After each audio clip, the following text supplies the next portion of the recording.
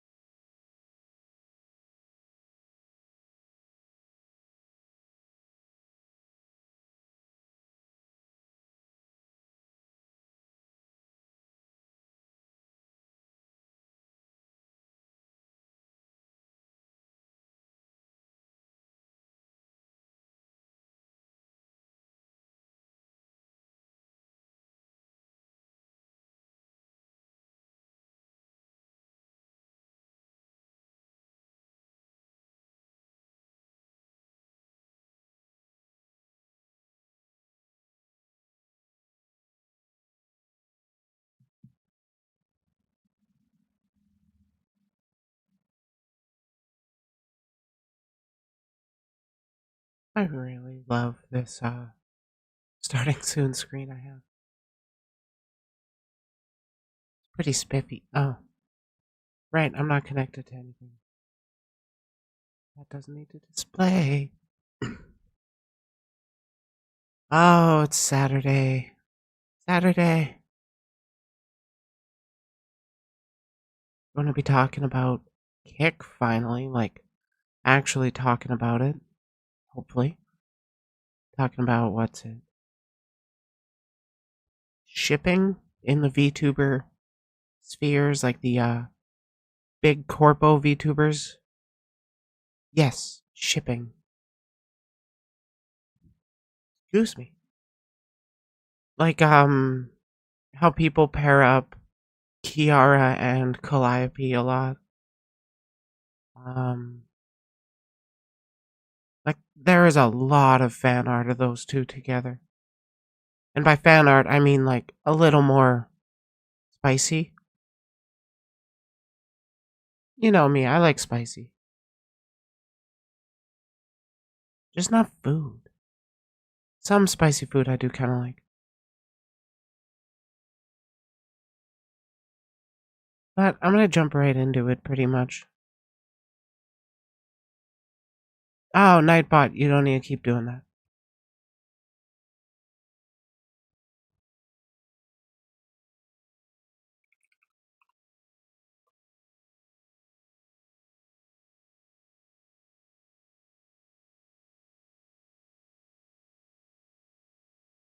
I should actually set up timers for like, hey, you should like the stream. You should actually, I'm gonna set that up.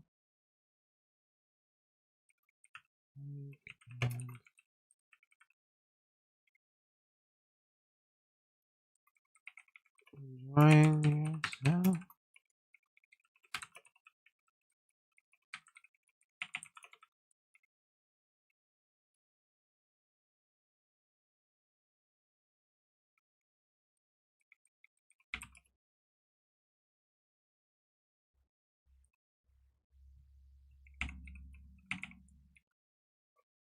Interval, I'm gonna, it's not gonna be very long.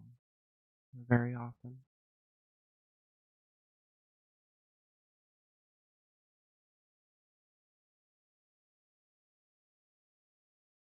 There. Okay, I'm done fucking with that. Oh, more people showed up when I looked away from chat. Hey, y'all. Yes, I like this stream. Yeah, a lot of people actually forget about doing that until it's like mentioned. So now I should have a bot, excuse me, a bot reminding it every 30-ish minutes. I'm gonna start off with shipping. What kind of preamble should I do? I don't know.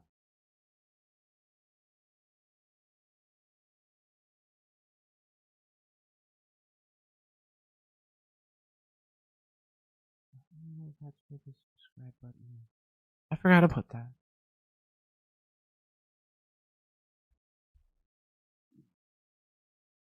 excited for the shipping. There's like 4 of us. Yeah, like most, all of you except one was in voice chat with me. Like an hour before this stream too. The kind of conversations we get up into in that Discord, I actually really like it.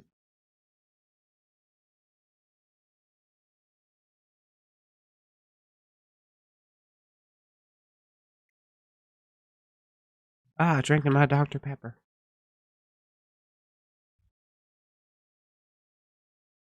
Goddamn aunties. Oh my god.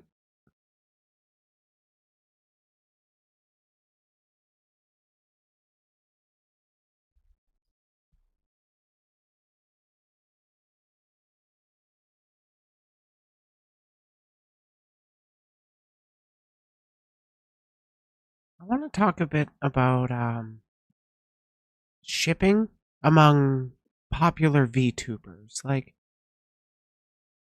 basically people falling into the idea of these VTubers are just characters and we can ship them together as we wish. It is a very common thing among idol culture in general, and as we all know, VTuber culture takes a lot of idol culture thanks to the influence of the corporations. Oh, it's going to be a big part of this channel. Talking about them corporations. If you don't already know.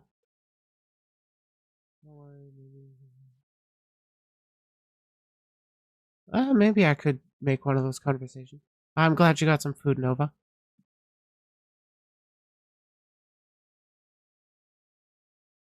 What? I think you did miss it being read out loud. I'm pretty sure I did. I should actually go over and go through those. But right now, we're talking about a thing. And that thing is VTubers. Shipping. Ordinarily completely harmless. In my community, apparently, this has become something immensely toxic. This needs to stop. Don't ship people. It's weird. Don't make weird sexual shipping comments about my brother and I. He's my brother. You's a freaky ass. Don't divorce Daddy Kelly. Chat's not ready for stepdad, whatever her name. What? Anytime like a female interacts with Connor, oh my god, Iron Mouse, cringe. Blaming and attacking because I was not spending time with somebody else. They felt that I was cheating on somebody else. Be serious. Shipping's pretty weird usually, but even if it wasn't weird, it's never gonna happen. You know how it is. Just don't make it weird. Spoiler warning, they almost always make it weird. First things first, what the heck is shipping? Well, Let's talk about it. shipping, derived from the term relationship, is a practice in fan bases and communities of pairing characters romantically. You like seeing those two characters interact in the medium and think, oh damn, I like these characters. It'd be cute if they were together. There starts a ship, a personal fantasy that you think about. So for example, Kill La Kill. People might ship Ryukyu and Maka because of the way the two girls, despite their different personalities, have amazing chemistry and support each other through thick and thin. It's me. I'm Good for them. Shipping is mostly a harmless practice that fan bases of fictional media I don't really have anything to add just yet, but this guy is really great with his memes. Seriously, check out Taliendo. He's great. participate in. They create cute art, produce AMVs, have ship wars and amiibo that tear the entire community apart. Keep in mind that I said mostly, a lot of times it gets weird. But in general, it's an interesting concept that despite its controversy can be practiced in fairness, recognizing it's a fantasy, which is why one common rule, don't ship real people, because it's weird. Yeah. A lot of people get lost in the parasocial BS with VTubers and then, you know, they forget we're people behind the anime characters on the internet. And then they get it, they make it weird. I imagine this guy's going to go into far more detail than I can. Weird and parasocial and kind of creepy. So why is shipping for the VTuber industry weird? See, the general job of a VTuber is acting out a character. And as a character, it's easier for audiences to objectify and in some ways push others to their own personal fantasies. Hell, some VTubers plan to experience and even encourage it by giving fan service to said shippers. However, people forget something super important. This isn't merely fiction. These are real people behind— Wait. Yeah, I mean, that's what I said. that canon? I don't know. I didn't watch Kill la Kill. these avatars. And it gets weird, like way too weird, bro. And a fallen angel gonna talk about it. Hey yo, it's Toledo, the fallen angel that'll spill water on your floor without cleaning it. Let's go over some ships in the VTuber industry, how it's caused problems for the creators, and then I'll give my general opinion on shipping in this medium. Because if my last video didn't communicate it, I had some thoughts. Get some snacks, get some water, get... Now let's get on with the video. Holy crap. This is the pairing that I sort of know. This guy has amazing timing, right?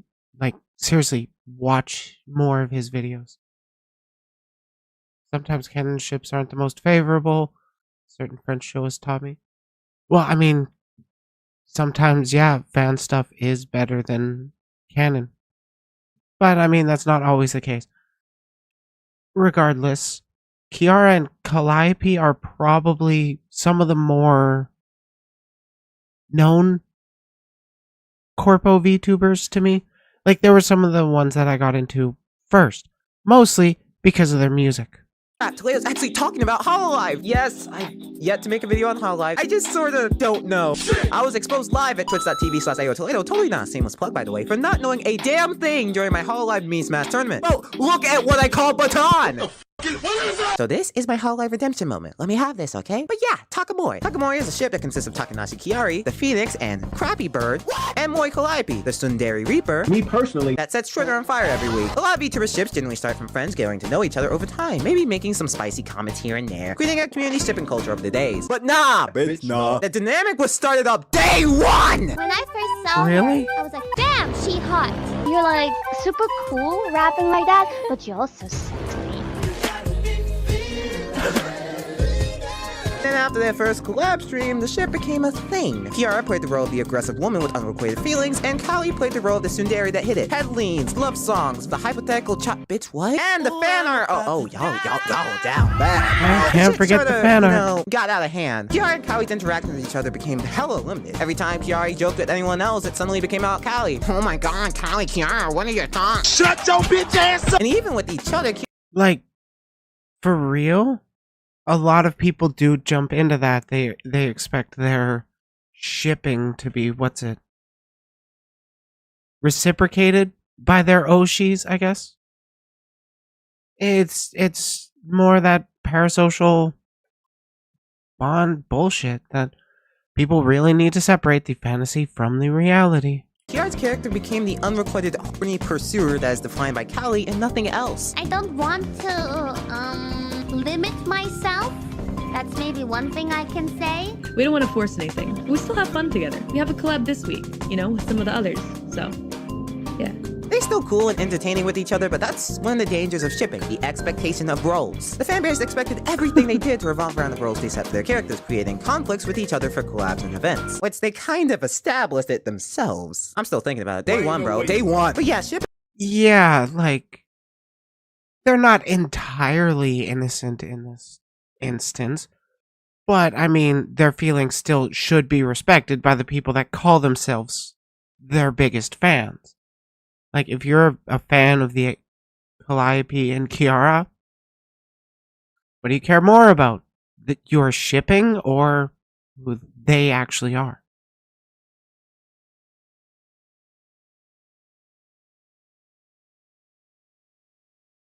Shipping culture can go so far that the audience Yeah, Oshi means favorite. expects everything you do to be about it. Even to the point where people mention it everywhere, even during other collabs. Time to get into another ship that went off the deep end. Cassidy's? Who's Cassidy's? Cassidy's not in your face. Ha ha, funny joke. Cassidy. I don't even got shit to say. This What? one got out of hand. Fox started collaborating a lot with an indie VTuber by the name of Shoto. During their first collabs, Fox and Shoto would make spicy comments, or as the YouTube algorithm suggests, sus moments with each other. I really like hearing you panic like that. It's kind of cute.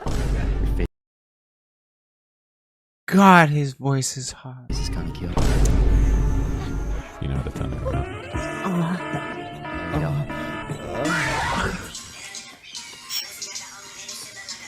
As a result, this created a shipping culture in the communities. And lore-wise, it somehow works. Shoto, the bane of all demons, and Fox, the one demon that breaks through Shoto's border. The enemies to lovers. My friend Rubicon found. Oh my god, it does play into the lore. Oh, people just love to find those connections with their favorite ships, don't they?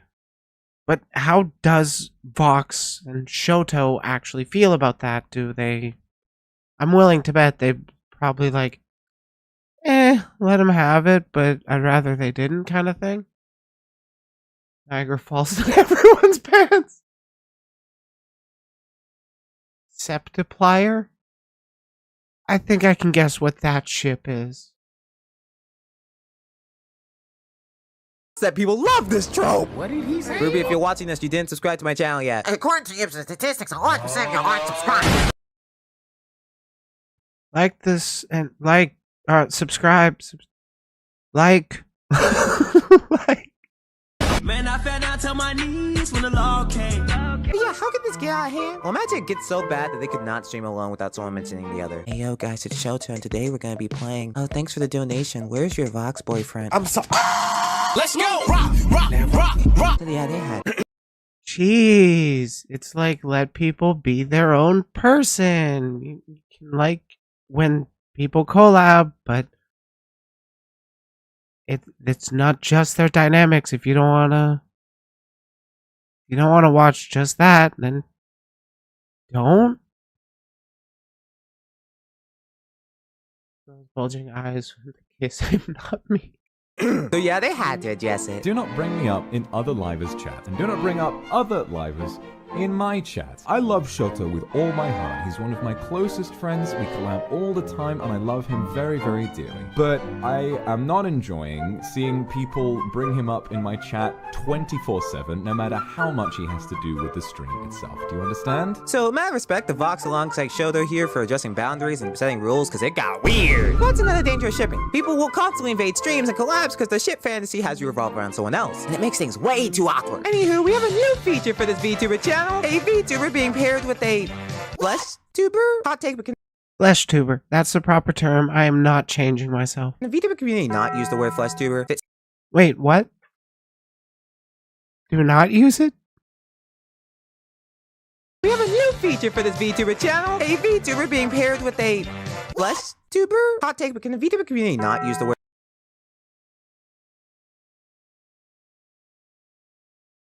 Okay. Okay. Urban Dictionary definition. flesh tuber? It sounds like a monster for the thing doing a TikTok podcast on how I don't believe in human rights. But yeah, I am Mouse and C. I don't know. I'm open to discussion on it. I just find it funny. There's a lot of problematic terms. Like, is skin tuber better? Is cam tuber better? Because that kind of implies cam show performers. Is real tubers better? Because then that implies VTubers are not real creators or real people either. What really works? I like flesh tubers because it makes people's skin crawl, and I find that funny. Dog, that ship got some issues too. Okay, I know about this one somewhat. I watch a lot of clips from Iron Mouse and Sea Dog. They're very funny together, very wonderful chemistry. And I'm not surprised that some of the more vocal fans have been shipping them. Face tubers? But I'm showing my face. I'm a sex demon. Can you put the link in the guy's video in the description? Oh yeah, I'll be doing that in the actual video when it comes out this week. This one's an interesting case, as this is the one and only straight ship in this video. So yeah. Wow, groundbreaking. I'm an ally. It's okay. I don't hate straight people. Mouse and a monkey. Interesting dynamic. I Am Mouse and Sea Dog are two separate content creators. One a regular cam streamer, and one an insane rat VTuber. And they've been best friends for pretty much a long time now. During the chaotic, hilarious, and downright batshit insane moments. Hold up. Don't imply. It's just like being at the dinner table at Thanksgiving. There were wholesome and even cute interactions once they support each other. Eventually, we'll get that beer. All right, happy birthday. One day we will. So it created a bit of a shipping cult. Okay, saying a bit is hilarious. Yeah, I'd say that's a bit of an understatement. A lot of people talk about it. Tons of fan art, dedicated clip channels, a song cover by the Hey, heterosexuality is allowed. Goat Lord 8. Corporeal tubers. I kind of like that. Like sea tubers, corporeal tubers. I don't know. It's actually worth discussing. Stand animations and a webtoon comic. Hell, even they friends threw their licks in. Damn, Man, you're whipped. There's no way it gets weird, right? Put the finger down. Son of a freaking! Oh, god damn it! Oh, I see you've left X person for new person. And I'm like, that's just cringe. Come on, man. This is so cringe. Anytime like a female interacts with Connor, oh my god, Iron Mouse cringe. What?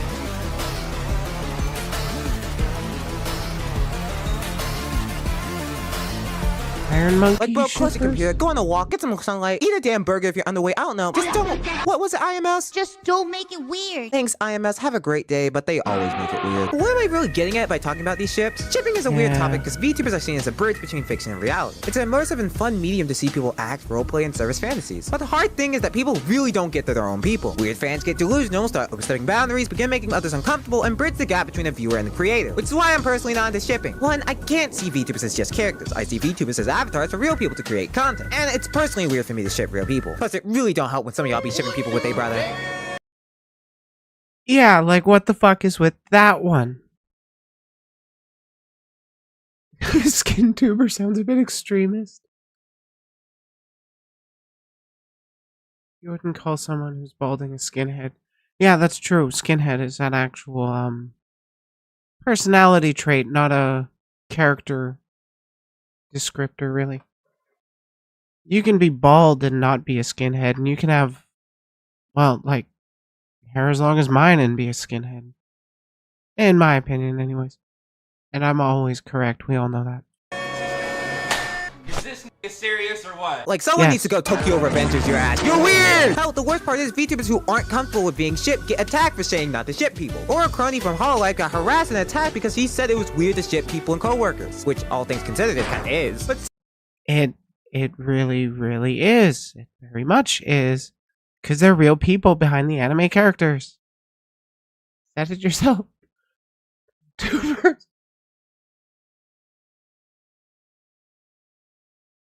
Yeah, a lot of people do get the impulse to ship fictional characters. It's weird.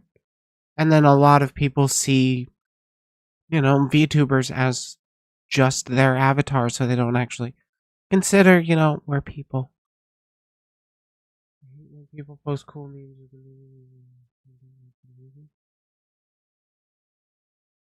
Oh, okay, yeah, that's fair. I get that. When people don't link the music that they use. saying that, quote-unquote, ruined the shipping immersion for Hololive ships like Korone and Kaiju. Yeah, Komori made a solid video talking about God Squad culture and agencies and really brings to light how that culture, including the shipping part, can create problems in this industry. So check out and support that video. Or expose you for having full But yes, go support Yam as well. Yam, right? Terrible with names. But I've covered Yam Komori. I've covered one of her videos before. I really liked it. She's a good creator. Watch her. Brings to light how that culture, including the shipping part, can create problems in this industry. So check out and support that video. Or expose you for having full.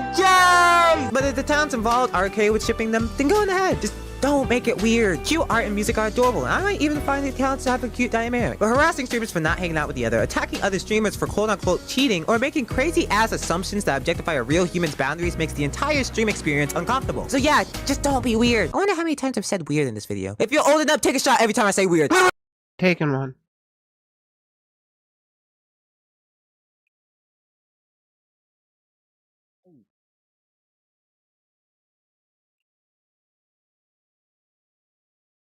That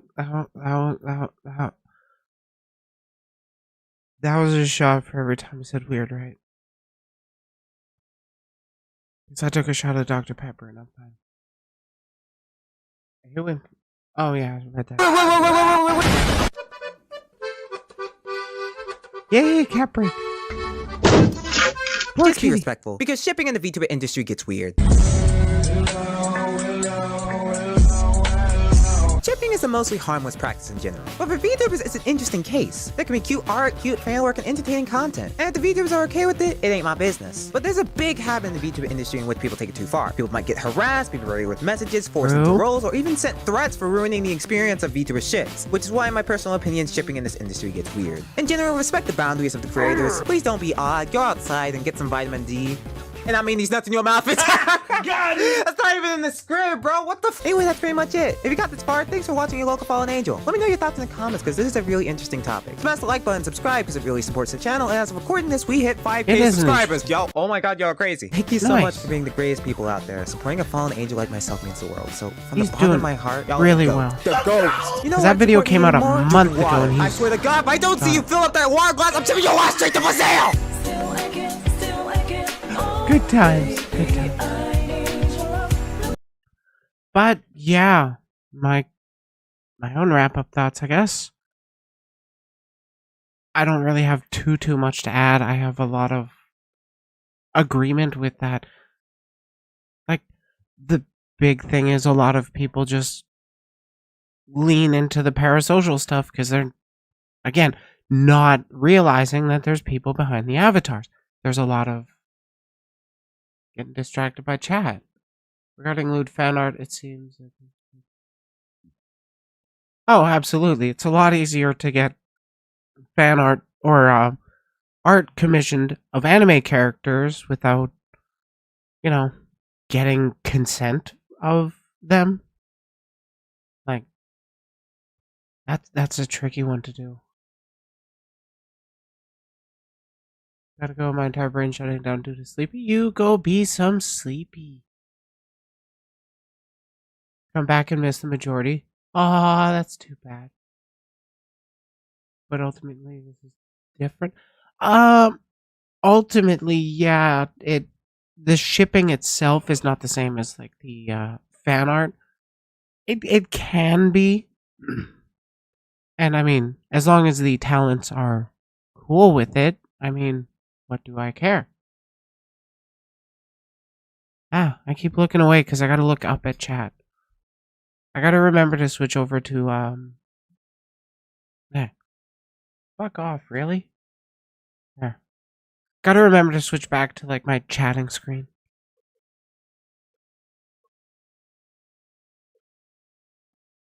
Yeah, deepfake pornography does exist, and there have been, people actually drawing, like, real people for Rule 34 reasons.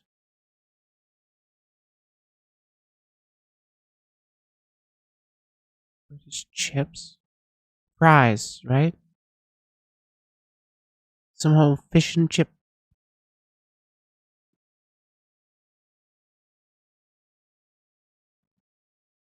Anime characters can't give the same way. Adult toys can't give consent. In general, yeah, like an actual anime character, but when I'm saying anime people on the internet, I'm referring to VTubers, and there are, you know, there are people behind these characters. Hey, Becca! Specific example, Pokimane deepfake porn. Going, like, very public due to her really not liking it.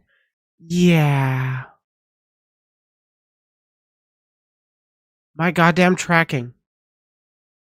My guy, what the fuck? Welcome back, Becca.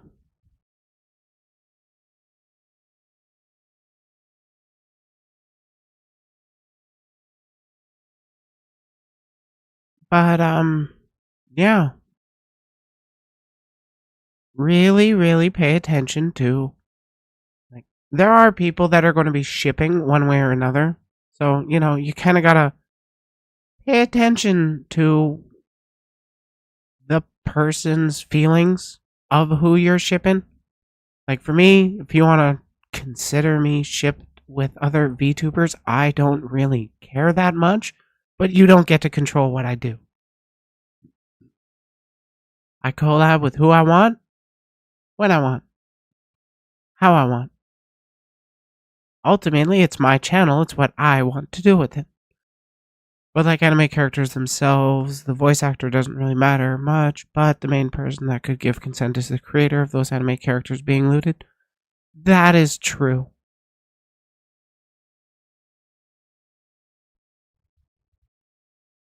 Oh yeah, McDonald's has like infamously skinny fries. They're like spaghetti dicks.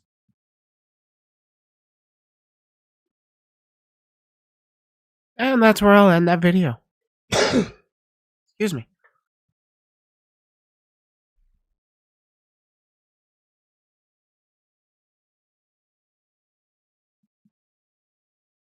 Wait. Anne Rice shut down basically shut down several fan fiction sites? I had no idea about that.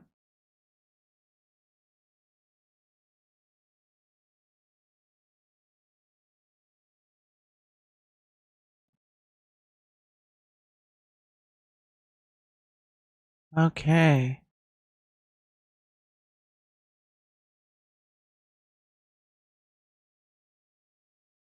Oh, yeah. In case anybody was curious, I'll give you guys that video that we just watched so you can find his channel. He's got a lot of good stuff.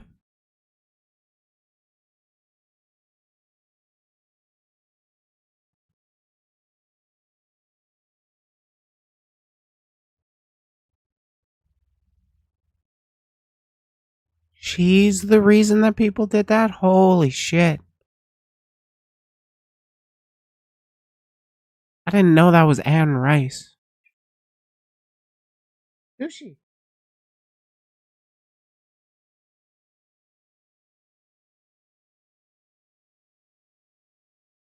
So, who wants to talk about Kick?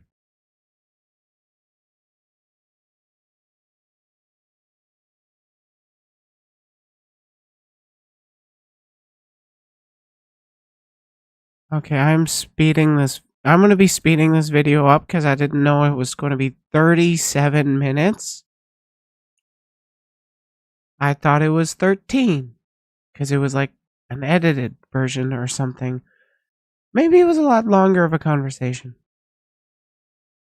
Can I post a link in your chat? Go for it.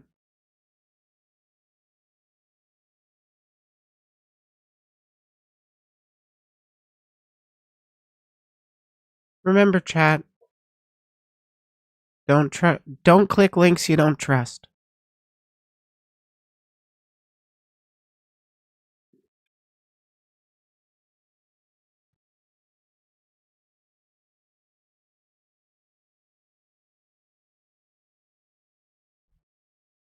Oh yeah, the stuff coming out of Kick, it is pretty concerning.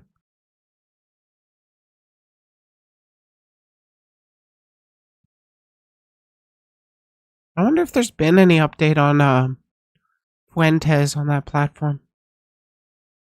I know Aiden Ross was... Oh god, light flicker, I hope there's no power cutout. A VTuber got doxxed? Who was it?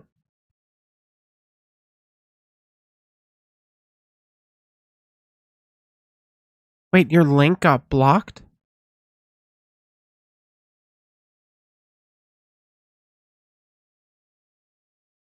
Yeah, please do.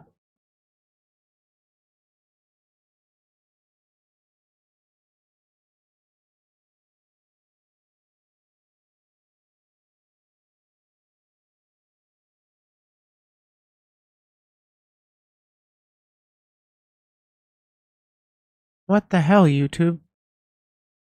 I don't care if there's links in my chat. This is why I need like a dedicated website to hosting my stream. Or at least my stream chat. I would have the YouTube video still embedded in the website.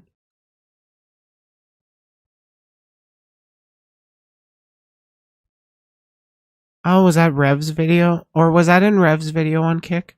I haven't watched that one.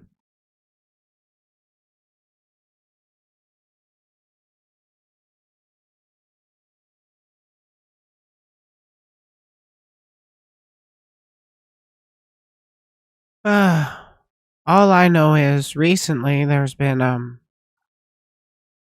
excuse me. I need another sippy. Fuck it.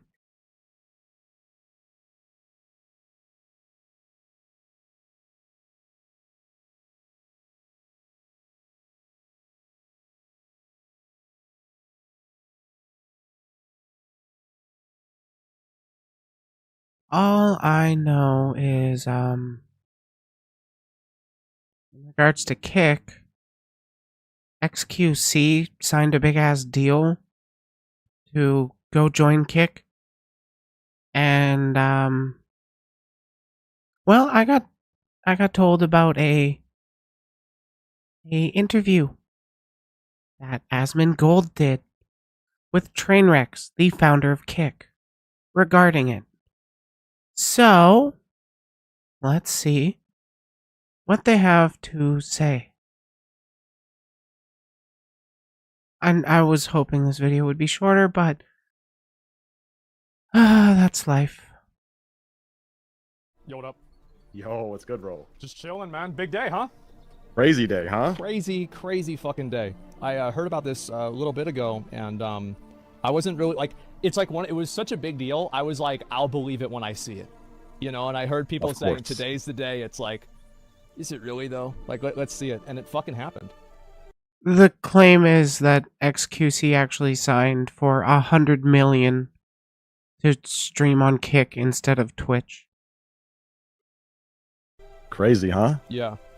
Yeah, we gotta get you on next, huh? One of these days, maybe? Well, we'll see what happens, right? Have a conversation with Eddie, see, go from there, you know, see what happens. But, yeah. Well, you've got other people, like, apparently there's gonna be other signings. Yes, many more. A lot of massive ones, you know. I can't say much, obviously, but, you know, I can say, you know, there's some, big FPS streamers, some big variety streamers. Asmund Gold is biased. Definitely some. I'm not surprised that Asmund Gold is biased in this regard, because I'm pretty sure they have, like, Asmund Gold and Trainwrecks have known each other for a while, given that they're both fairly big streamers. I'd rather be talking about VTubers, but, you know. This goddamn corporeal tuber, Trainwrecks, is the one that's running Kick, and a lot of VTubers are going over to Kick.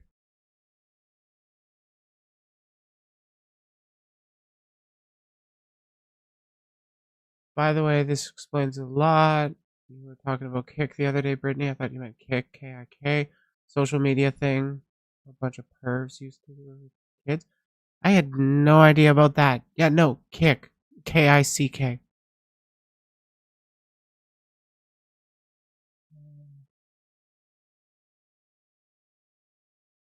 I don't know about that one, Nova.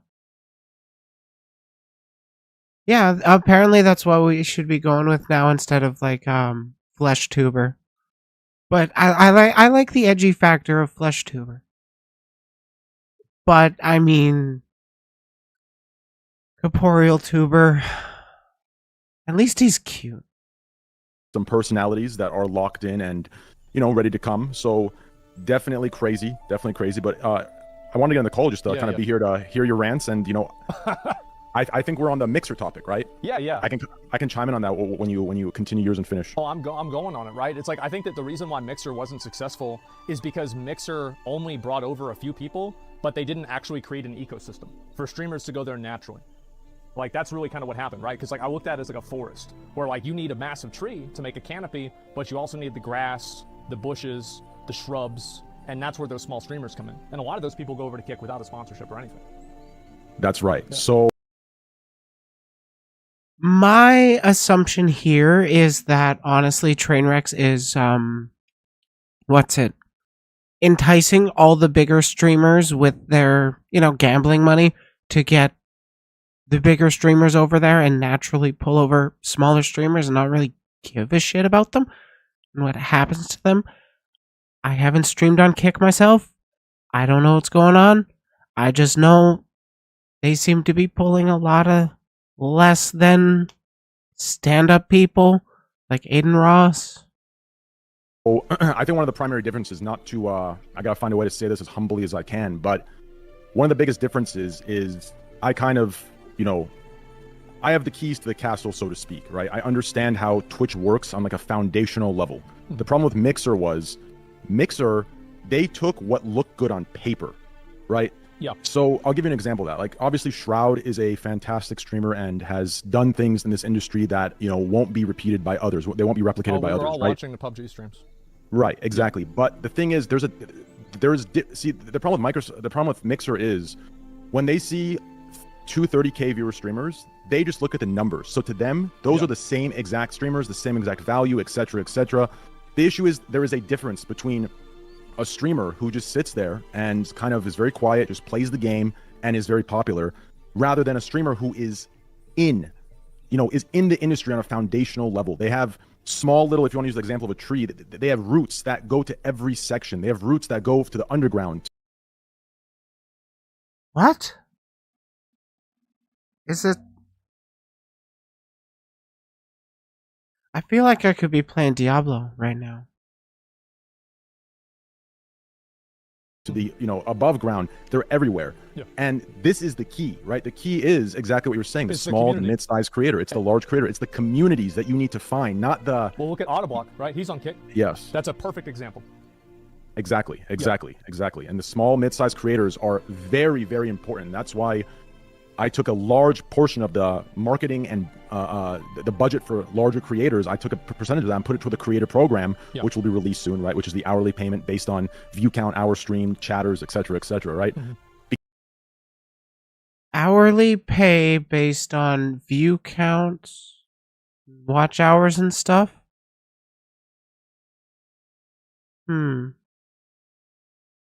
That's an enticing carrot, but how much would that even be for, like, the smallest of small streamers, the people just getting started? I assume people outside of the Kick affiliate program would not be making that kind of money or any money, but I assume people in the affiliate program would be making some kind of money. So what I wonder is, what do fresh affiliates make? I don't know if that's even out yet. That kind of info? Who knows? Because they need to be, right? That is a very important part of streaming platforms. I think Mixer didn't understand. They just wanted to bring a lot of big guys that, kind of sit there and they don't say much. They keep to themselves and they just play their game. That's not going to do anything, right? That's just going to create a little stimulus shot that will, It's a headline. It'll create hype for, a week. But it's not going to actually solve the problems new platforms have when they're, up and coming or when they're, first developing. Yeah, I think so too. And also, like, Mixer never really, as far as I know, they didn't really do any consulting with content creators at all. Whereas, like, with Kick, obviously you've been really involved, other people have been really involved, and they've given feedback, and, obviously Kick has made decisions based off of that. So I think that Mixer, you have a bunch of Microsoft. Is Aiden Ross still on the platform? Because, like, that dude literally pulled on Nick Fuentes, an outright Nazi, neo-Nazi, let's say. Like, dude's not hidden about it. He's the head of the Groiper army or whatever.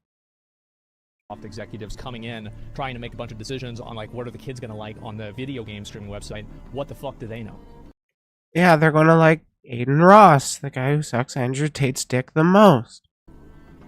Yes, exactly. And I think, unfortunately, I think Twitch makes the same mistake. I'm not asking for. Oh yeah, Twitch is shooting themselves in the fucking neck with their stuff. Like, they're trying so hard to just maximize the amount of money they're drawing out of their dwindling platform before it burns up. Not gonna be leaving Kick at all since he's like the co-founder or something. Cool. Yeah, I'm gonna be honest. I don't know anything about Mixer. I've never really looked into it. I never watched anything on it. I know about YouTube, Twitch, and Kick. Twitch to, put one of the, foundational creators, on the front page of a magazine, stating that they're working with them, but I think they need to bring in people and streamers of all content styles. Sure, some won't be brand friendly and they don't need to work with them publicly, but there needs to be that connection for all creators in Twitch. And right now, all Twitch has is that very superficial, connection on a business level. And that's the issue. That's the disconnect. They're alienating 90% of their platform because they're catering to one type of streamer that looks good on paper. And that's the exact mistake Mixer made. And Twitch can get away with that mistake. But that is why I believe a lot of streamers are feeling alienated.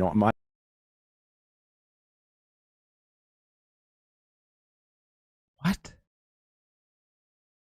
Okay. Minus the obvious, paycheck. How long did it take for them to tweet about Kai? I mean, yeah. It's so weird, man. That was so weird. And it was the same thing like before. Like, obviously, Aiden's had a lot of controversy recently, right? But like, whenever he first started, he wasn't talking about any of that stuff, and Twitch never supported him at all. Yeah, that's right. It's because, listen, I've said this. I really don't know a lot about these corporeal tubers.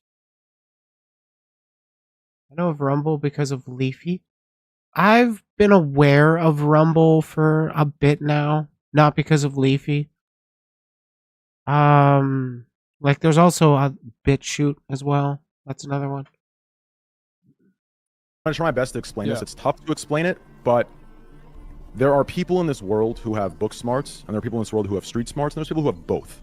What I like to describe Twitch, or whoever's running Twitch, it seems like they have an immense amount of book smarts, but very little street smarts. Okay, they're so scared. The street smarts of running a multi-million-dollar company, bro, is so big brained. Of like for the Kai situation, even the Aiden situation, I think they're scared of these streamers slipping up and making the platform congratulate. Wait, the Aiden situation? Wasn't he banned for endorsing the gambling or some shit? Them, into a nightmare for them as far as PR goes. But in reality, that's what happens whenever you're beholden to all of these advertisers that you're hanging on to with the thread. Yes, but I think that mentality is wrong. Yeah. I don't know what company is going to do it first. I don't know what billion-dollar company is going to do it first. Will it be us when things, get bigger, or will it be other people or other companies? But one of these days, people need to realize they need to stop being so afraid of this made-up bullshit. You understand? No one is, if they congratulate. What made up bullshit?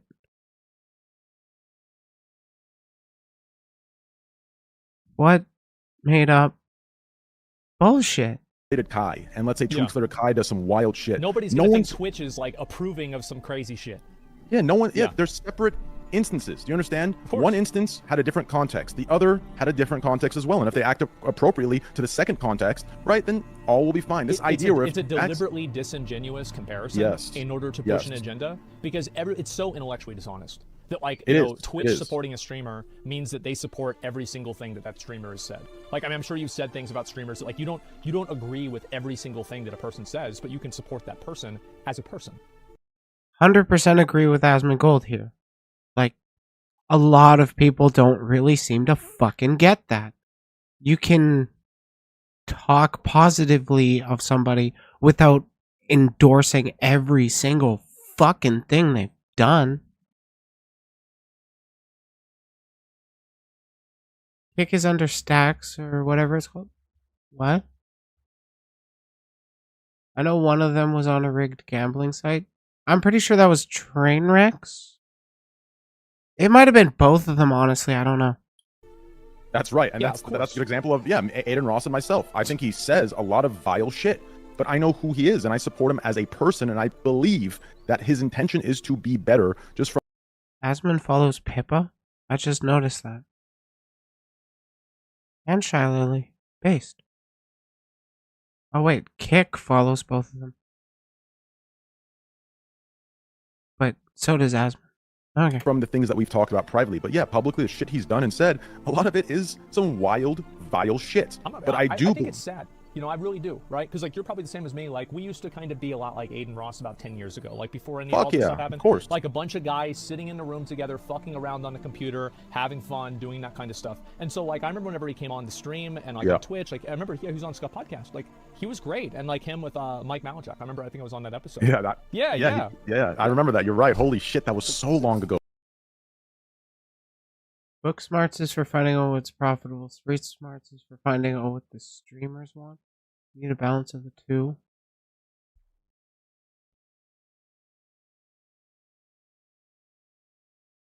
Okay, yeah, I get that. 3 years ago. 2 or 3 years ago. Wow. It's nuts. Fuck me, bro. But yeah, I really, like, bro, I believe in Aiden. I know no one does right now, and you don't have to either, but I truly believe in Aiden. I think he's done some wild shit. You know, Devin Nash tells me every day, bro, he's going to be the fall, blah, blah, blah. But bro, he's young, man. Yeah, he's young. Like, in my opinion, and maybe I'm naive, maybe I'm being optimistic, I don't know. In my opinion, right, I can either help guide him, believing in him, right? And in my opinion, I don't want to use the word convert, but I could convert him into, you know, being a little bit more mature and understanding, like, you know, how things work. Yeah, or I can fully alienate him, dump him. He's not going to lose his platform, right? Yeah, I mean, he'll just go to Rumble. Yeah, he'll go somewhere else. And guess what? Now he's going to spiral and go further down the rabbit hole. And now it's done. It's gone. You understand? If anything, I furthered. Yeah, exactly. I furthered the dividing and splitting of the sides, and I perpetuated the very thing that has made all of us not come together, right? So it's like, in my opinion, this whole thing of just giving up on someone and tossing them aside into a category is wrong. Like, if I truly wanted to be a teacher, if someone else wanted to be a teacher to me, there needs to be patience. I'm going to be completely honest. I didn't expect to hear that out of Trainwrecks. If this is something he actually believes, he and I have something quite in common. Because any of my longtime viewers know that I'm quite for rehabilitative justice. Let's go with Asmin is biased as fuck. Oh yeah, 100%.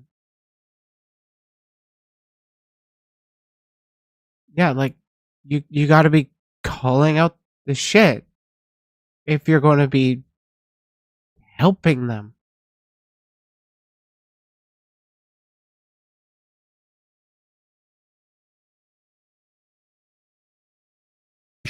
There needs to be, you know, a teaching and understanding. That's kind of my philosophy of things. It's not perfect. I don't know everything, but that's kind of how I see it. Does that make sense? Yeah, I mean, like, I completely agree with you. Like, I've seen some of the stuff Aiden has said, and like I've tried not to like really make a lot of comments on it because I just feel like it's so sad.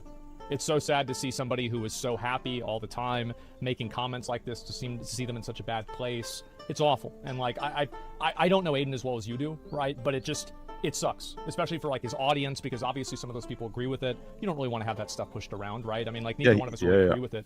But at the end of the day, like, you can't just tell somebody that they can't talk, because even if you guys get rid of him, he'll just go over to Rumble. I mean, fuck. Like, Rumble got, like, the Andrew Tate thing got 440,000 views on Rumble. So it's not like there's not a platform for somebody like Aiden Ross. Aiden is a good kid. Yeah, like,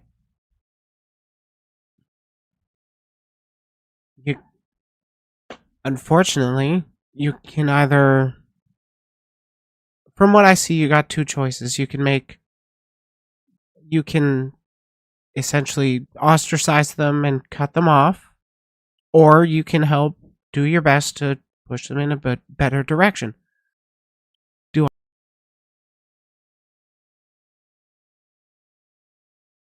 I just know he's a big fan of Andrew Tate.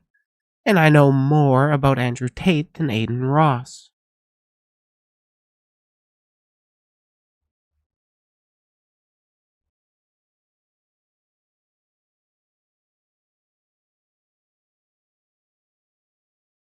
With all due respect, Becca, like, I engage with their opinions too.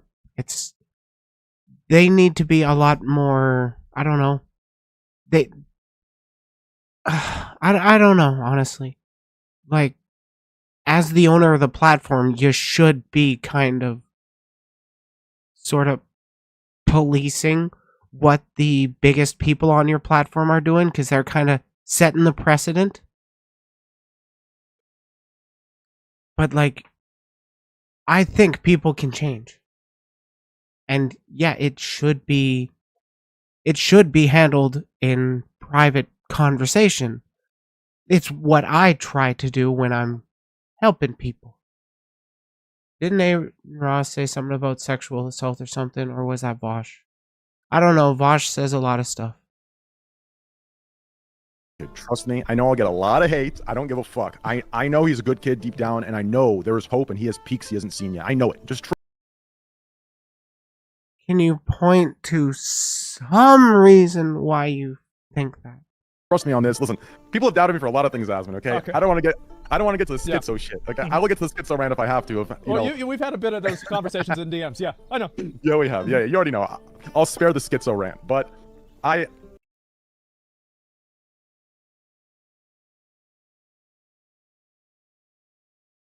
Okay. Really making the case that this guy is a good influence on Aiden Ross? I have a good feeling that with time, he'll even out, and people will see the best sides of him. Well, but anyways, yeah. Back to this kick stuff, bro. As far as what a day today, huh, Asmund? I am astonished, honestly. Like, and I'm sure, like, you must feel kind of vindicated because before Bruce got signed, right? Like, everybody was probably adding you, like, where are all those big signings that you promised, right? And now, they're finally coming. And I'm kind of curious to see, because, like, what I think is going to be the turning point is whenever larger creators. The sunk cost fallacy? I can't say I know the fallacy off the top of my head. Move over to another platform, whether it's Kick, YouTube, Rumble, etc. It seems like for a lot of people it's Kick. They move over to that platform without the contract. And I think that whenever that happens, then it's just all bets are off. I agree. I think there's already plenty of incentive, even without the creator program launching. I mean, the 95.5 alone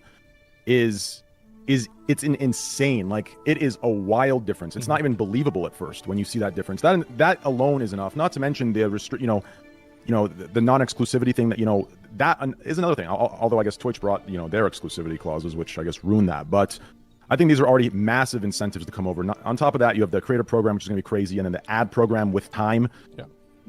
Have you heard about the ad program yet or no? A little bit. I've talked to people about it, kind of, but like apparently my understanding is that that's still a work in progress. Is it still going to be at the end of the year or what?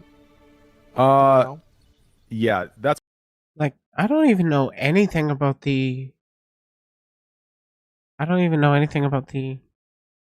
affiliate program of Kick. I haven't even really looked into it. I've been pretty happy here on YouTube, honestly. Sunk cost fallacy. I've spent so much time, effort, money on this, and I have to keep going no matter what. It's what keeps people gambling. Oh, yeah, that makes sense. You feel too invested, too much time to quit a project. Yeah, I can see that. In fact, yeah, because they've got such a long history together. On the one hand, I do get where they're coming from. Like, I was a piece of shit 10 years ago. But it just seems like Aiden Ross is still being a piece of shit, despite, being an adult. So, if people are just going to keep being pieces of shit, why would I want to associate with them?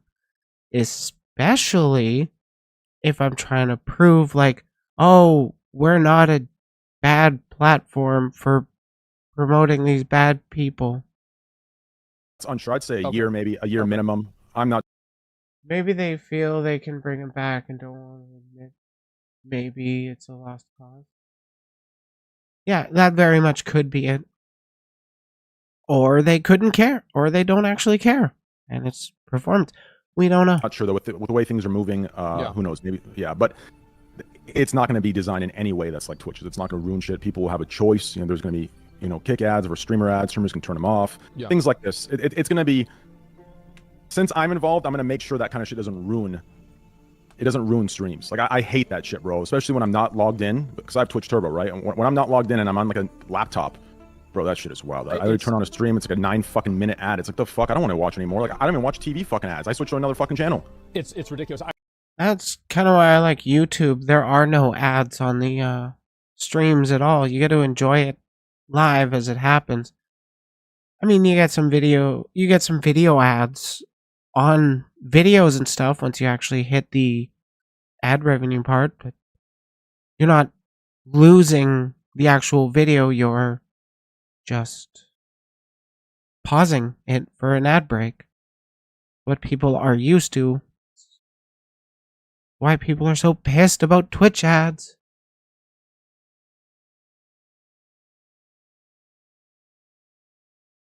Yeah, like, why do people still support Andrew Tate at this point? Aiden Ross does that, doesn't he? I remember I was watching Tectone do polls for like a character in like this game, and like it was a 3-minute ad block, right? That just gets forced by Twitch if you have like certain ad incentives. And whenever I came out of the ads, he had already gotten the character, so I completely missed the moment. It actually happened. Yeah. I can relate to that. For people who are doing like hardcore runs or just anything, speed runs, you miss the entire exciting part. It's just it's terrible timing. It's integrated incorrectly in my opinion. It's very backwards for how advanced and how dominant Twitch is in the space. It's a poor design. Well, what do you think is going to happen now with like other content creators? Do you think they're going to? I mean, I'm sure you. How many people do you think have probably hit you up today? Are we talking like everybody? Or are we talking just the people who were shitting on me just a month ago? Just the people that were shitting on you. I'd say at least 100. At least 100 people who were like blatantly like not just shitting on me, but like we're talking like fully in the. How do I even describe it? Like, I don't want to say delusional, but fully in the, like, like, the conspiracy motherfuckers, you know what I mean? That were, like, typing that wild shit as if, you know what I'm talking about? As if like, they knew. Yeah, as if it's, like, the worst, you know, and so I'd say at least 100 of them. Jesus. You know, both female and male streamers. And then, you know, there's people who are obviously hitting me up that have hit me up for a while, and other people who have been neutral or they've been waiting for more credibility or backing. Those people I'm cool with, right? I don't mind. And even the ones that have changed, like, I get it. You know, I get it. Yeah. But, you know, I definitely would want at least a little, you know, my bad. I should have done more research. And it's like, you know, it's not that big of a deal. It would have been nice to. Times change, but when are some of these people going to change? Also, thank you, Nova. And yeah, Becca, I agree. Anybody that's still supporting Tate is like huge red flag. At least, you know, get a hey, my bad. But, you know, I don't think I'll ever get that, so I don't hold it over anyone's head unless they really piss me off. A lot of people just don't see where things are going to go, you know, and people are also in their own world, right? They're not thinking about that. They're worried about, you know, so they're professional players for a video game. What the fuck do they know about streaming platforms? Sure. Yeah, I understand that for sure. Yeah. But, yeah, I mean, I'm actually really curious to see if other people are going to start moving over, what's going to happen now. Because I think that this is going to have a very large effect. I think that it already started to happen with Bruce. Yeah, Bruce was a massive signing as well. It was definitely crazy, and I agree with that completely. Yeah. Mm-hmm. I mean, I think it's going to be. I think, hey, I mean, from what I know, there's a lot coming, and I'm sure there's things you know too. So. Oh yeah. Somebody in chat says the Joe Rogan thing made Spotify podcasting a thing. The XQC signing is going to work that way as well. It could. I mean, I remember like what was that? A $250 million deal. It was massive. But I mean, Spotify let multiple artists walk whenever they were going to protest the, you know, something that Joe Rogan said about COVID, and Spotify just said, "Fuck off, who cares?" It was also 100. Yeah. That was real bad of them, though. Like, they spread a lot of misinformation there, and a lot of people died due to complications from that. Kind of why there's a big thing about, you know, not lying on the internet. There you go. Yeah. I just hope these numbers, you know. Yeah. How do I? You know, I think, yeah, you know, the numbers we're talking about are massive, you know, regardless. They're huge. Oh, numbers, yeah, I but agree. Obviously, I think so, you know, everyone should be, you know, until you see something from, you know, Kicksand, or you see something on a piece of paper, I would be. Don't believe everything you hear on Twitter that is made by an anonymous source that mostly reposts clips from live streamers. Yes, like, exactly. I think I'm just hoping that certain numbers from certain people don't unmotivate others, thinking that, you know, if they don't get something, that's the one issue I see, but hopefully that kind of dissipates and goes away over time.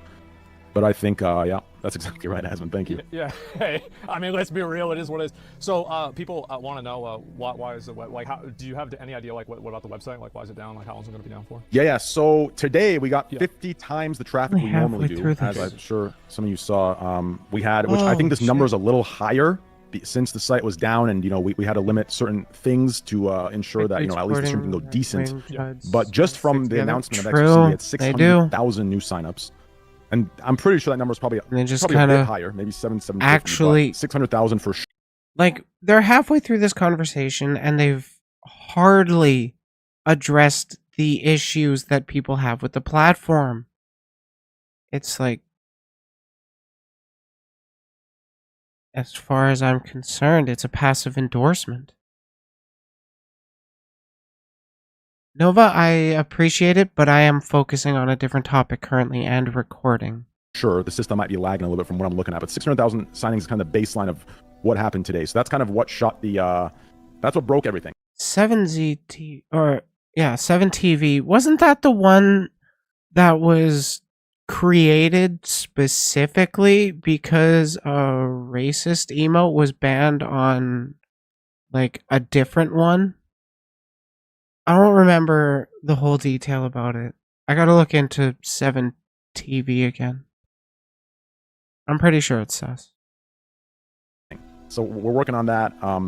It was crazy. Obviously, 7TV. Hearing the devs and hearing Eddie tell me the emotes that were bugging out. It was tomfoolery and schizo. Those two emotes. There was something that happened with the coding where it broke the site. Emotes? There are 7TV emotes, so like general emotes. Okay. Yes, tomfoolery and schizo. They broke the site. Just those two alone. They were causing chat issues, so we had to disable those temporarily until we fixed that. Yeah. So well, they're definitely okay with the ableism there. There's definitely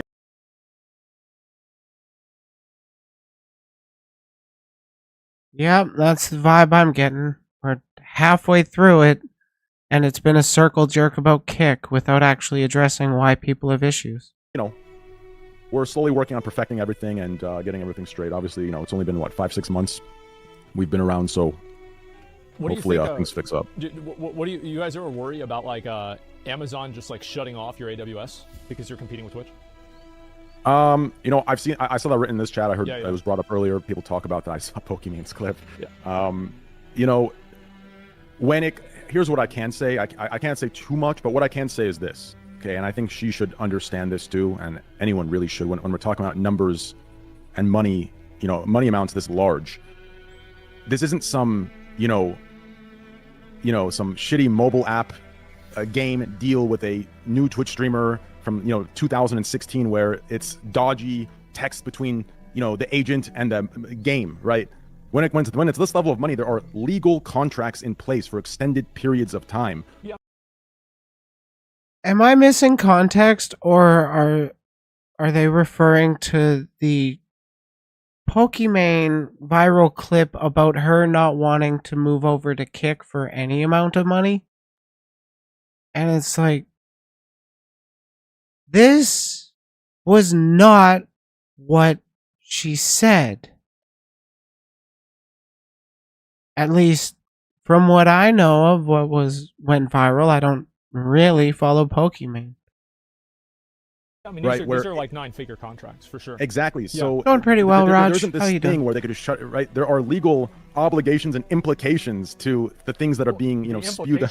And the thing is, people compare Kick to Parler, and the difference with Parler, I think, is that number one, Parler was like used. This was like 5 years ago. The entire political, social climate was totally different than it is now. And also, Parler wasn't an active competitor to an Amazon-owned subsidiary. I think the precedent that Amazon would set by literally shutting down service to a competitor to one of their subsidiaries would hurt them in the market massively, because it would make every single person who's buying AWS right now second guess, should I buy that right now if maybe I get popular enough and Amazon sees me as a threat and they just shut down my service. Agreed, and I'm sure there's loopholes with the team that Amazon has in place as far as lawyers go. I'm sure they can find some loophole, but on the surface, it's a complicated loophole. It looks, it looks, that kind of also sounds a little, I mean, I don't know enough to speak on that, but that sounds, kind of illegal, doesn't it?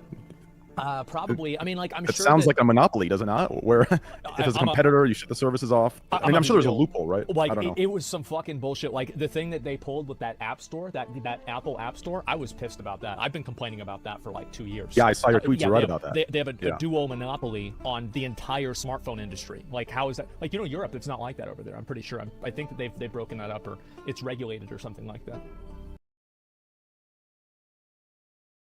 And what are you pushing to do about it?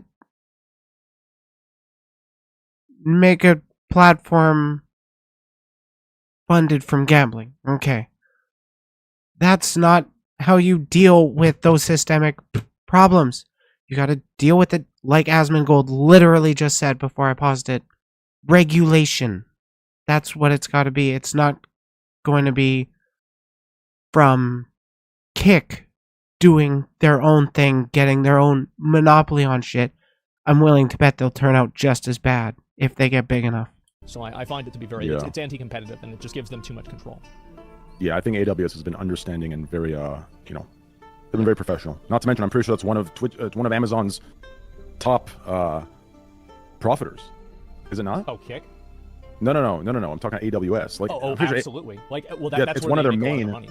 Yeah, and Twitch, you know, they're in the red, so I don't know if they're gonna make that trade-off. Well, so here's the thing, right? Like, because like, let's say you're making 10% a year on Twitch, and you're making 15% a year on AWS. Is it a better idea to just let somebody else buy AWS and then let Twitch do whatever it wants? Because like at that point, you're actually making more money by providing. Let somebody else buy Twitch, right? Is that what you're saying? Well, I mean, yeah. Yeah. What you said world? AWS. Yeah, I get it. What world would it be? Unironically, somebody other than Amazon should own Twitch.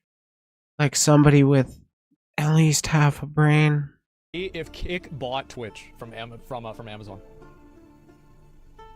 That would be a... Believe me, brother, I would... Honestly, I agree. That's why I dislike Kick, because that's where it gets its money off of. Kick gets its money off of gambling, which is almost always rigged and exploiting people with horrible habits that are vulnerable to that. And that's why I don't want to stream on Kick. That's my big thing. I don't give a shit who goes there.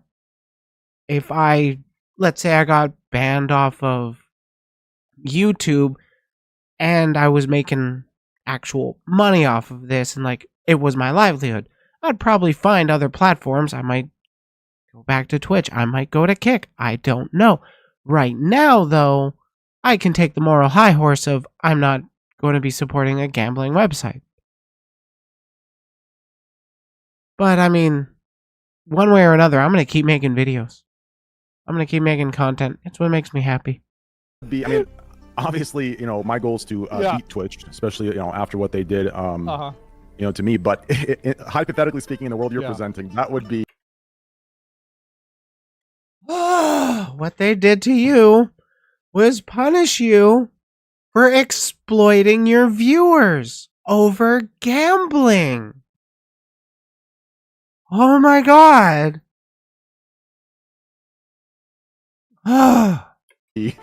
Brother, I don't even know what I might You just... probably never thought that shit before until I said that, right? Yeah, honestly, I don't care if people I know are streaming on Kick. It doesn't make a difference to me. Look at my sweet Samantha VR banned VTuber banned from Twitch. And I'd link her Kick in that description video description. But like I can still say I don't like Kick as a platform. He also got caught in a crypto scam. Yeah, I'm not surprised about that.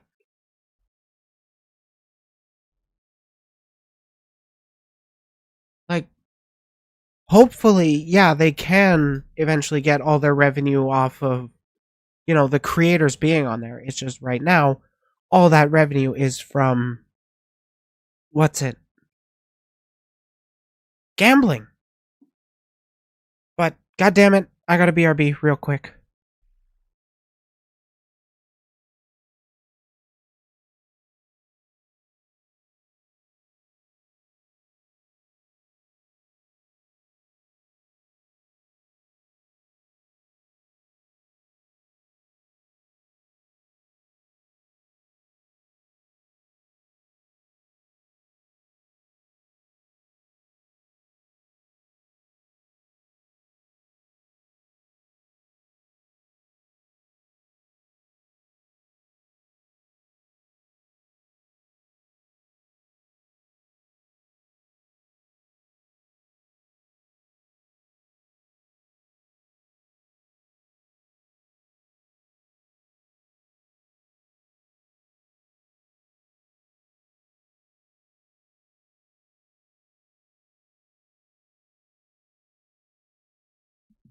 No, I had to pee.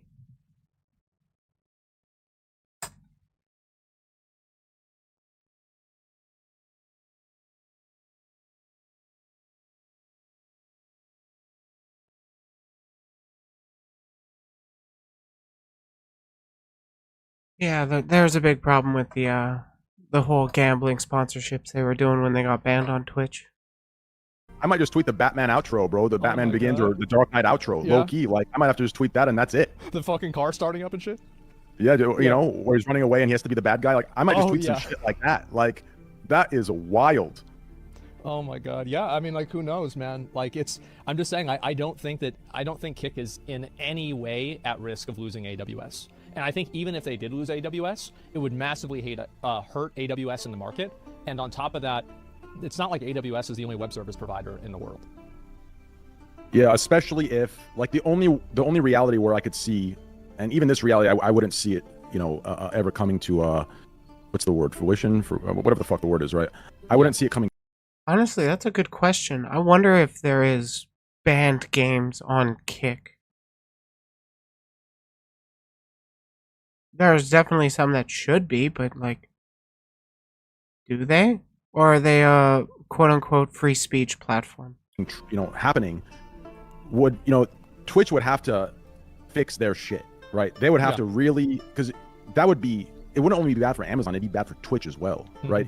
You can't not take care of your creators. You can't, you know, cut their checks and fuck them over with terrible ads and ad rates, and then also, you know, attempt to shut down the one site that's trying to give creators more power, right? That would just look really, you would have to at least give the creators, you know, what the other site you're trying to shut down, you know, give them what they're offering, and then maybe they could get away with. But even then, I don't think AWS would ever do that. I think that like the idea, because like think about how many subsidiaries Amazon has, and how many of those companies are other companies that are competing against Amazon subsidiaries that are actually buying AWS. So the idea that you would set a precedent that you could just randomly deny service or cease providing service to a competitor, that's I mean, like, why would anybody want to do business with you at that point? Agreed. Yeah, I agree with that. Yeah. Yeah, there's no. Yeah. Honestly, that's just business. You might not like your competitor, but I mean, you still gotta think about how other people would perceive your actions and how that would affect whether or not they'll actually do business with you.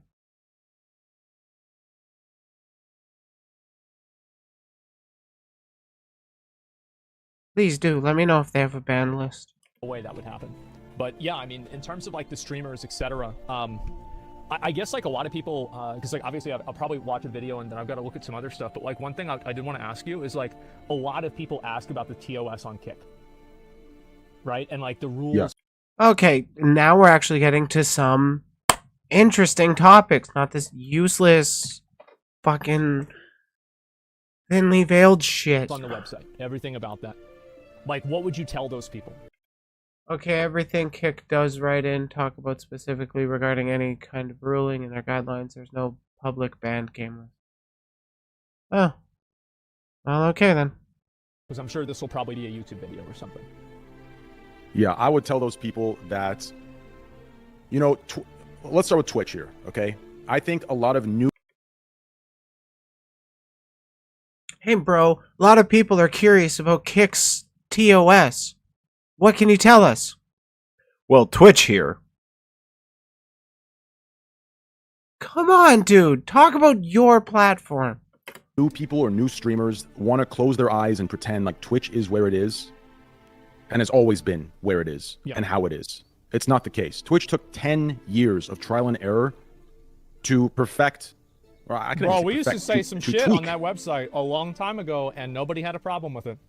Yeah, they took a long time to tweak their TOS, their rules, what's allowed, what's not. And even now, they're still, you know, Just because they did bad stuff in the past doesn't mean it's okay to do bad stuff now. Are you saying you didn't learn from Twitch's example? That you don't care about the stuff that people are actually pissed about right now? Well, you're forced to have your stream marked in.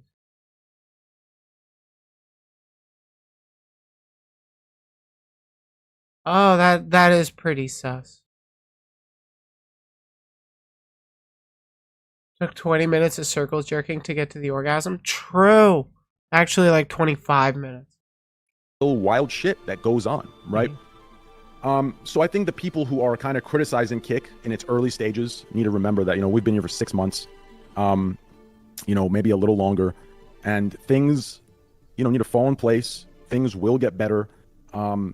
Hate speech, this kind of stuff, there's no place for it, right? If I had more power, believe me, believe me, there would be, but at the same time, I'm like,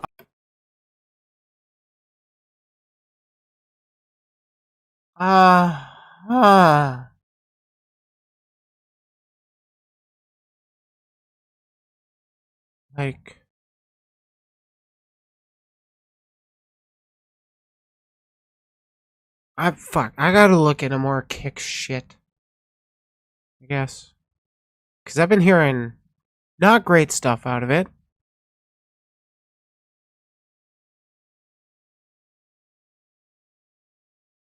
I'm kind of happy I don't, because there has to be a level of freedom. They have hentai porn games in their categories, but still no proper age verification.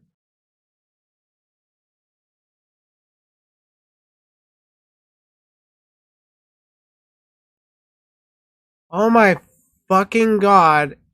Can anyone disprove pedocon theory? Freedom of speech. And I know hate speech is included in that freedom of speech. I don't agree with that. I think there's a difference between hate speech and freedom of speech. I don't think hate speech should be allowed. I think like the line that everybody can agree with, because like obviously everybody has a different definition of like what is hate speech, right? Like speech that incites violence. Nobody wants that. Exactly. So some of the things that we're seeing on Kick, some of the vile shit, like we see it, we're gonna make changes to it. Oh my god, Len, you don't know what Truth Social is? You remember when Trump got banned off of Twitter? Yeah, Truth Social is Trump's Twitter. And then Elon was like, hey Trump, you're unbanned now, you can come back to Twitter. And then Trump was like, gives him the finger and keeps going on with Truth Social. But with Quick, I was able to head on to there, make an account as quick as with Twitch. No age verification, nothing. So it is performative shit. Yeah, they're going into what really is hate speech now, and apparently they're landing on inciting violence is what hate speech is. Holy fuck. This is what happens when two white dudes that don't have any colored friends talk about politics. We're not going to be this trashy end of the web where we just have complete trash, spewing trash, I know we've seen some of that already. We've seen people play. That's the majority of what I've seen out of your platform. I was surprised when somebody as amazing as Sweet Samantha was going over to your platform. Like, holy shit. I barely give a single fuck about Trump, that him being a massive idiot. True. I love you. Love you very special. God, we're like... I hate conservatives. You better not be inferring that only speech that leads to direct violence is hate speech, because I'm so fucking done with everyone in this video right fucking now. I mean, yeah, it's Asmongold and Trainwrecks, the creator of Kick. Trainwrecks is the creator of Kick. Asmongold is a very large conservative streamer, though he's not really overtly political. Platform other people that are just disgusting human beings when it comes to their ideals and what they preach. Whether to be fair, Trump being banned on Twitter was more so doing him a favor than Twitter. Bird app feels like a hellhole to me. Bird app is a goddamn garbage pit. Nobody should be on there, but I mean, we are, because everybody's on there. Can Blue Sky just be a thing now? Whether it's for shock factor. Like, seriously, anybody have an invite? Hook me up, please. I'll suck your dick. Your content, or not, I don't think that has any room on any platform. Wait, what? Just disgusting human beings when it comes to their ideals and what they preach, whether it's for shock factor content or not. Okay, I don't going think back a seeing little longer. We're going to make changes to it. You know, we're not going to be this trashy end of the web where we just have complete trash, spewing trash. You know, I know we've seen some of that already. We've seen people platform other people that are just disgusting human. Like Aiden Ross platforming Nick Fuentes. If you don't know who Nick Fuentes is, look him up. Holy fuck. You do not platform that dude. Beings when it comes to their ideals and what. Not unless you're like tiny like me and making fun of them. I'd make fun of them. That'd be fun. Twitter in a nutshell, League, Salt Mine, Twitter, Salty Hellhole. Yeah, pretty much. Oh god, back up. Please get me on there if you do. What they preach, whether it's for shock factor content or not, I don't think that has any room on any platform. Anywhere on the internet. So, like, rest assured, we are working on that, and I am pushing on that personally to make sure that we have a line. I think there should be a class and a safety, you know, for every creator, and at the very least, mod tools provided to, you know, eradicate any of that bullshit in, you know, everyone's respective chats. As far as punishments go for streamers who break these rules, you know, the mod tools is for the viewers, obviously, because I see a lot of viewers say a lot of vile fucking shit. So obviously, the mod tools are being put in place and are being worked on as we speak to fix that issue. As far as streamers themselves, like, rest assured that we're working toward. We don't have complete trash spewing trash. Literally exactly that. Yeah. Being on Twitter is like watching two monkeys playing chicken with Porsches. Yeah. You know, it's going to be ugly, but you can't look away. Literally, it's watching a train wreck. It's horrifying. You feel horrible, but you can't look away.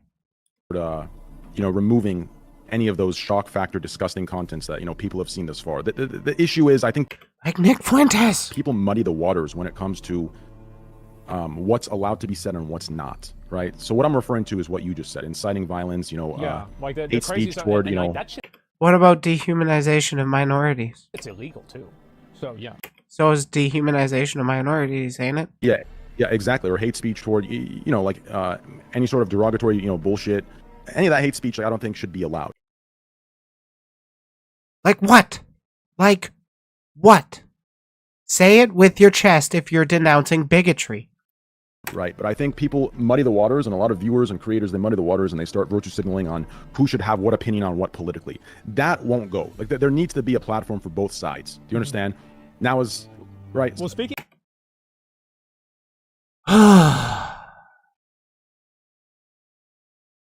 Just keep in mind, one side of the platform is we want to exist and live happily, and the other side of the platform is they should die and they don't actually exist. They're not real people.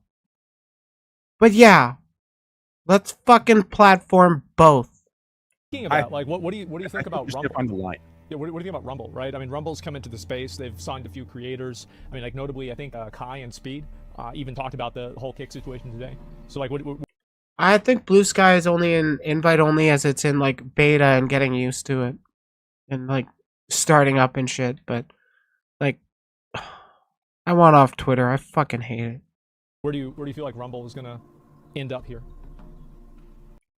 Same place where it's always been, platforming Nazis.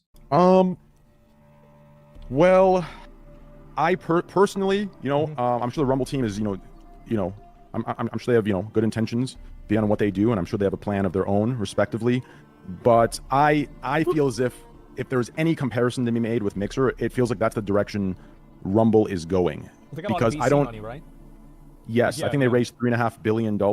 I think that's the number they raised, if I'm not mistaken. Holy fuck. No, I'm pretty sure it's $3.5 billion they raised. Because they're a public company, so all these numbers are public record, I believe. But yeah, I think it's $3.5 billion they raised. So I think they have the money.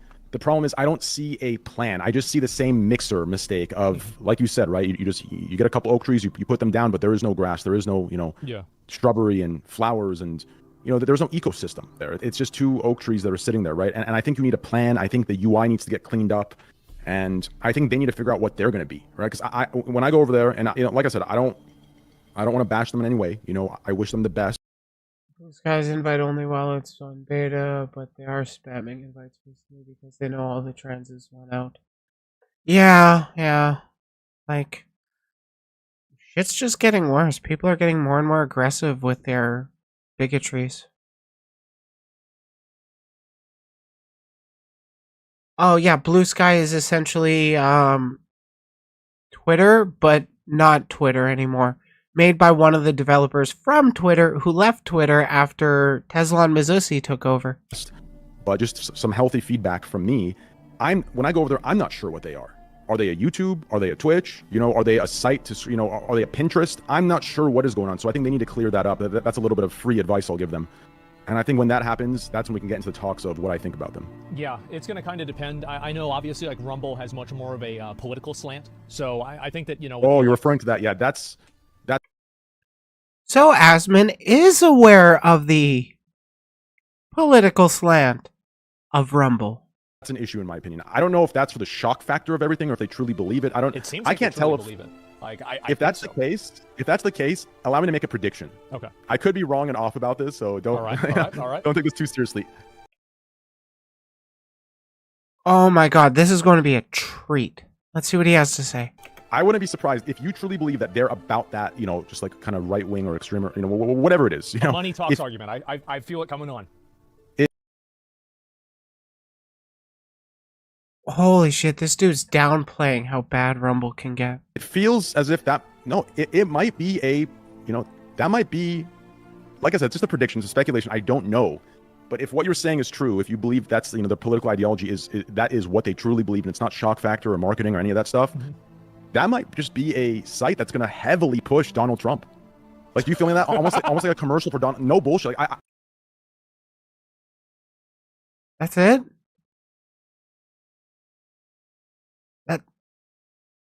All that build up and they are going to support Trump? No shit. Because Trump is a lot more the out there deranged type, and DeSantis is a lot more reserved, but they're still both very, very bad people. I wouldn't be surprised if you see Donald Trump banners and Donald Trump side ads. Yeah, like they're right on the most obvious point. That no fucking shit. It might be a plan for that. I don't know. Just straight up take a side. Yeah, like it might be something like that. That would be my prediction. If you believe from what you're seeing that that's what they believe, then I could see that very well happening. But I don't know. I feel like there's so many. I'm curious, who did these guys support in the 2020 elections? Well, I love politics, so buckle up. Things that are up in the air right now. Water is wet. I know, that take is just scalding. Wow. And like what really started all of it was whenever Elon Musk bought Twitter. And I think that just kind of was like the... That all started when Musk bought Twitter? No, Asmon, no. No, that's... No. Bro, no. No, bro. Didn't Trump also publicly push against trans people? Yeah. Like, Trump did a lot of undoing of trans protections in his last term, in his last little month of or two of presidency.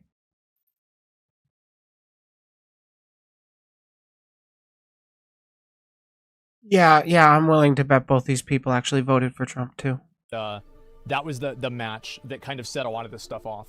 Because now there's people that have like massive large platforms that are saying things and having opinions that are, were previously like not allowed. And so I think this...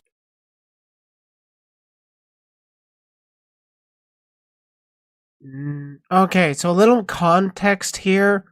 People got that way actually when Trump, like in 2016, when Trump started entering into the political space and like started running for presidency, all that stuff. Seeing that, people started getting more, let's go with vitriolic. They started getting a lot more vitriolic. And then, what's it? I'm not high enough. I need more weed in me. But seeing all that vitriol coming off of people on Twitter, Twitter was like, hey, let's start removing these people that are being outright neo-Nazis, like Nick Fuentes. And then what does Elon do when he takes over? He brings them right back. So it wasn't started by Elon, but Elon kicked the keg, so to speak. Point with this election. Got way worse when blue checks started getting reply preference. Oh my god, I know. Dang, shame he didn't push against anyone that exists. Why didn't he? Why hate one group when you can hate them all? I'm a little confused there. What? Because only the most pathetic people pay $8 a month to be racist to strangers, and they do. Yeah, honestly, people have been using that to be extra racist. Coming up, it's going to be absolutely fucking nuts. So that's why I'm really curious to see what's going to happen with Rumble and Kick, because Twitch, I'm worried that if I watch the debates on Twitch, I could get suspended because I know what Donald says. I've heard what he said. Oh yeah. And so. Have you not looked at any of the political streamers? Do they not stream the political debates? There's a category on Twitch for politics. The presidential debates are not fucking commercially copywritten. They're public. In 2023, you can use mom's credit card to call a trans woman a man. Yeah, what they do. So, yeah, that's right. Yeah, I could get in trouble just for having that shit on my stream. That's only because you've built up an quote-unquote apolitical audience and people don't like hearing political talk. Or at least most people don't. I do. Oh my god, I want to bleach my eyes right now from checking Kick's IRL section. What? Does someone have memory eraser? No, best I got is weed. Come visit Canada, Len. Seriously, we'll be besties. Get you real high. So I don't know. No, I agree. And I don't want to, I'll be honest with you, bro. When they first approached me, because, I was going to make my own platform. That was my plan. And I had other people reaching out to me to kind of combine with them. And that's when, Eddie hit me up and said, yo, bro, we got to team up. And my goal is this, right? Right now, we're living in some weird society. Some good indica. Indica does help. And it helps put you to sleep and then you can pass out and hopefully forget about it, but you don't. Where everything is dumped, everything that's big enough is dumped. I'm only saying that just being transphobic, homophobic, religion phobic, racist is just dumb. Yeah, pretty much. I'll agree with that. Yeah, bigotry in general is just dumb. It's a disgust response that people just don't want to think about the stuff they haven't really engaged with. They're just pushed away from thinking of quote unquote a guy in a dress. They're turned off by that in some sense. It is just dumb. It's childish behavior, and if you actually get to know any transgender people, you realize, hey, we're like everybody else. We're people.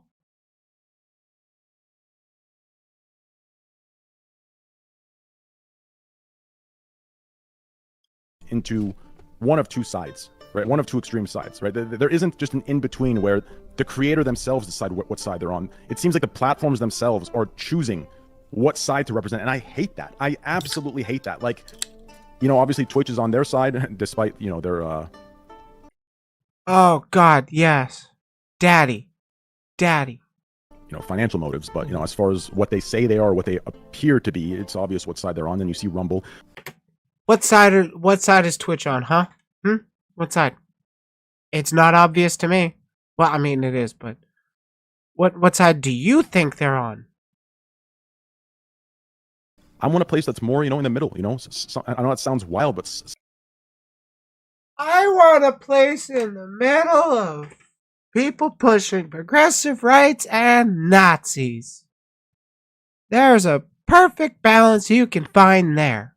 Something that's in the middle where the creator themselves can decide where they're at. And obviously, So Kick is the platform for enlightened centrists. Well, Kick is the platform where you decide where you. Oh my god. I hate enlightened centrists so much. Fucking cowards. Want to be, and obviously you don't cross the lines where it gets hateful and you're spewing bullshit. But yeah, you decide where you want to be, and you're not going to get blacklisted or crucified or canceled because you have an opposing, political opinion. To the side that the internet currently is kind of leaning toward. Exactly. Thank you. There it is. Well, that makes sense. Yeah. No, I get it, man. And what would you like? I mean, I guess so. Obviously, it's been a massive day for Kick. I think this is going to be probably.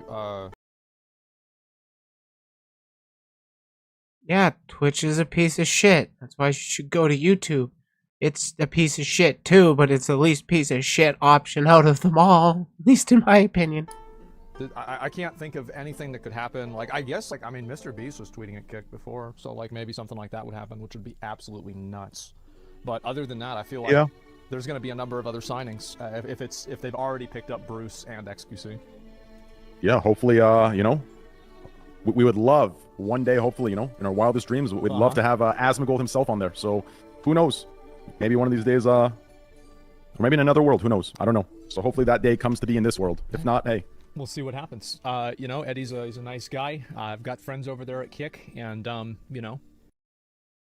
got friends at Kick too. The future can be anything. Yes, it can, brother. Yes, it can. Anyway, dude, thanks a lot for coming on and talking about it, man. I'm gonna probably I'll watch bro. Budwig's video and probably move on, talk about some other shit, play some Diablo 4. All right, bro. I'll be lurking. Love you, man. Bro, see you. Peace. Cool. That didn't really. It didn't really help. It didn't really address the issues.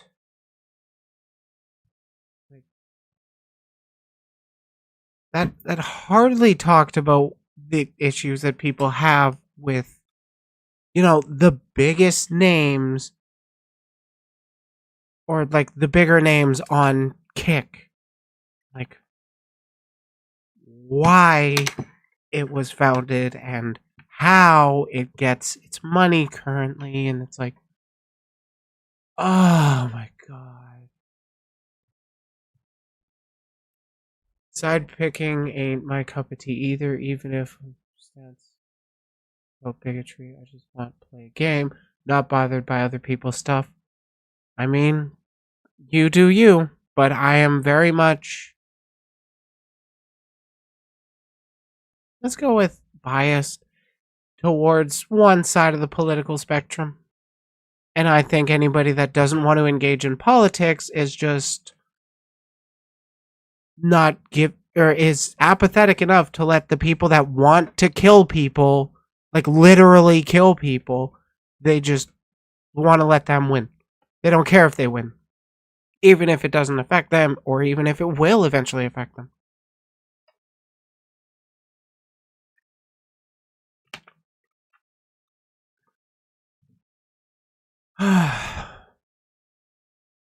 But yeah, safe to say, I am definitely sticking to YouTube.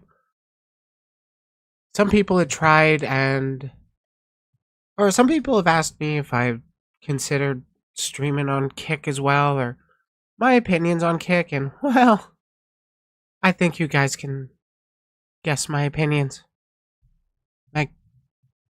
People are more than welcome to stream on whatever platform they feel fit.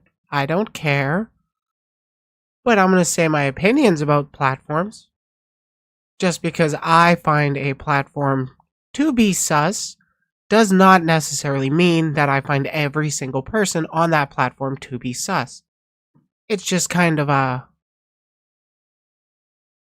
interesting, isn't it?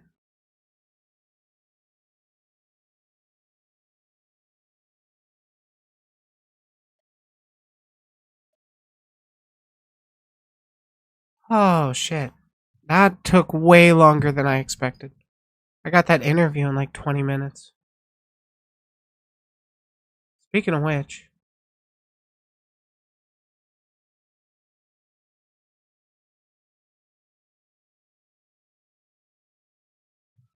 Ah.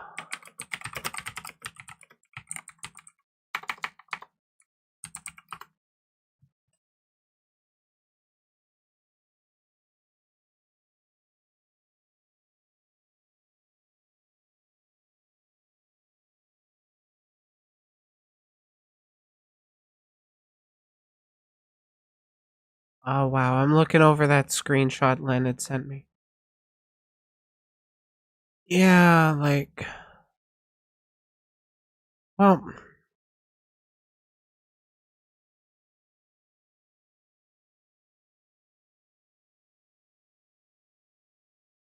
they've got a pools, hot tubs, and bikini category. They got just chatting.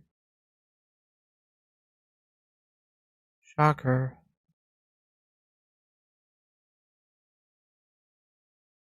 Some about Thailand with famous sexual. Oh yeah, these are flagged as 18 plus, but like.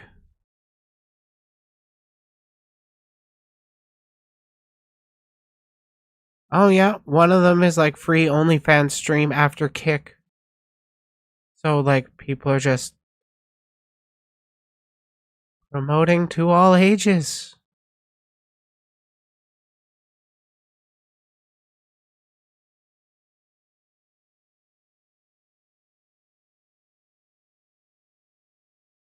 That's real bad.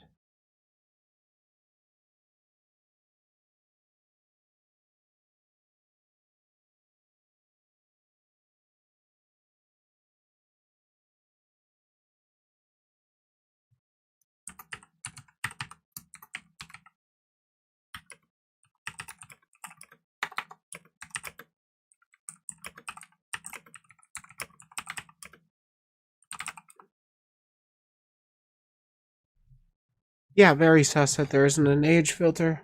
Go enjoy Sly Cooper.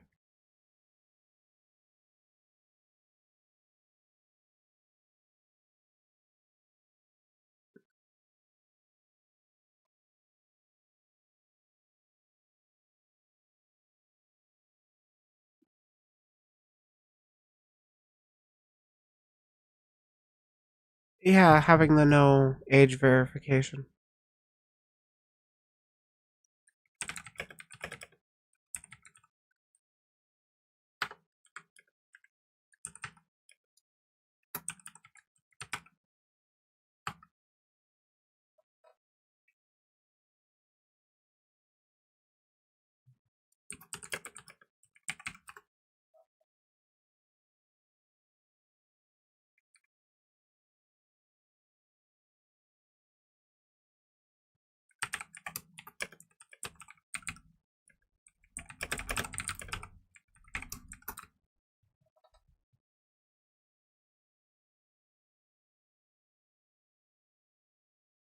Yeah, it's a big sus on kick, honestly.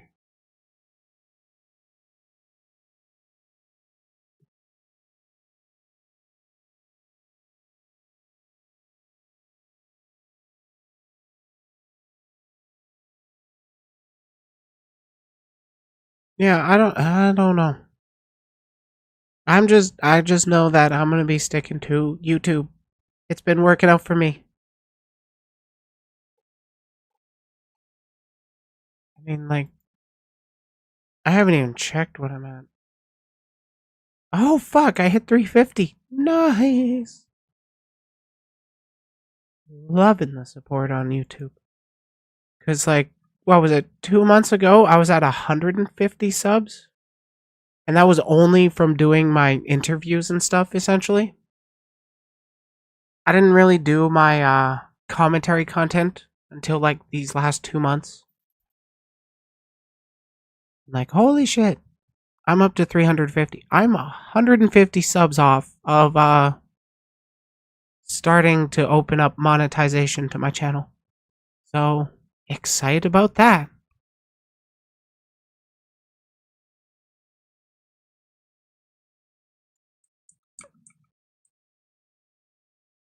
My noise gate isn't completely blocking my keyboard. Fine.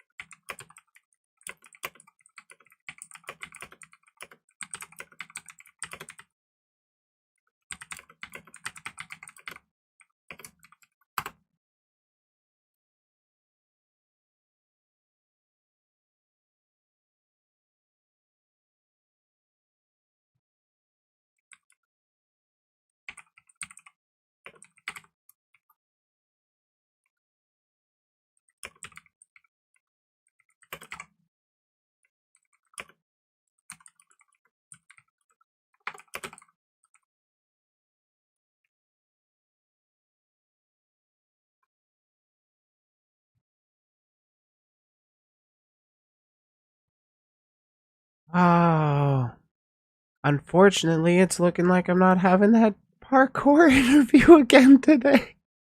It keeps happening.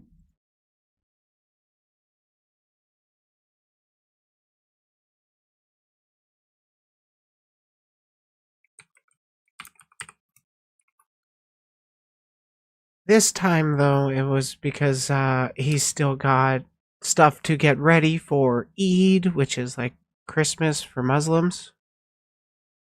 From what I'm told.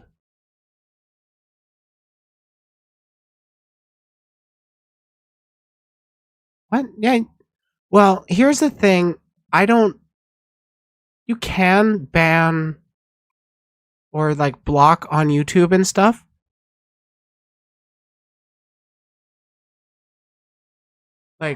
But you can either report or delete their message, put them in timeout. What you actually want to do is hide users on this channel right here, which would stop people from showing up in your chat or comments ever again. But here's the thing. They would see the messages that they leave, the comments. Eid Mubarak. I don't know what that means, but I said it. So, Becca, you're lucky I trust you. Swear to God, I'm playing Sly. Go play Sly. Seriously, enjoy yourself. What was I saying? Oh, right, yeah. So you can mute people, and that is what they will still see their messages pop up in your comments and stuff, but literally nobody else sees it. So essentially, you still get the engagement out of their hate comments, but you don't ever see it. Nobody does. So honestly, I think it's way better than blocking or banning people from like Twitch and stuff. Because like if they know they're blocked or banned, they're just going to make a new account and start all over. If they don't know they're muted, it's contained. Plus, you still get the engagement out of it because every comment helps. Thank you, Twitter algorithm. Oh, hey, Tannel. Yeah, I actually really like how YouTube handles dealing with less than ideal people. Like, you can just mute them easy, no problem. I got the idea from, what's her name? Abigail Thorne, Philosophy Tube. She had mentioned it on a live stream where, like, there's only a handful, like, she's 1 million subs on YouTube, and she only deals with maybe a handful of hate comments per video. Mostly because it's all the same people on the same accounts leaving hateful comments, so they're muted. That means they don't get seen by literally anybody. So like every video she releases, it's like a couple people that she's gotta do it. Oh, Kanbanwa, how are you doing?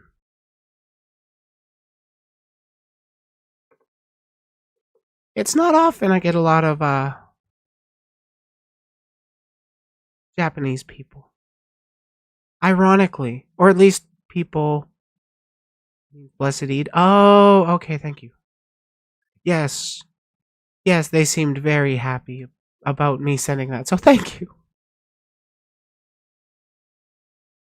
So well, my stream just kind of opened up because well, I was intending on talking with that dude in 7 minutes. And I haven't heard anything out of Generally Heroic.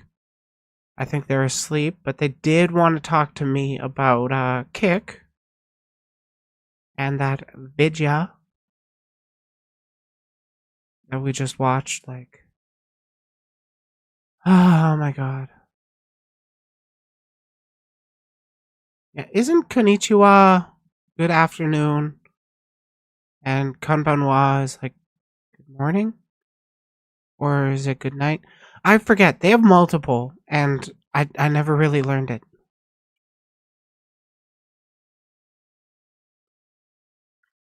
I look so funny when I take a drink.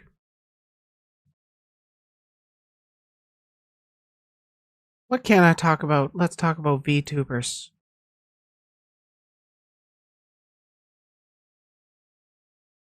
I'm not really sure. Duh.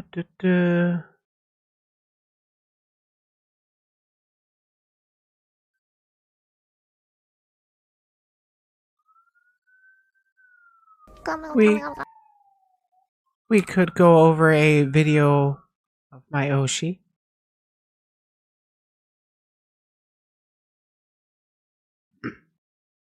Talking about one of my favorite subjects. That being hentai.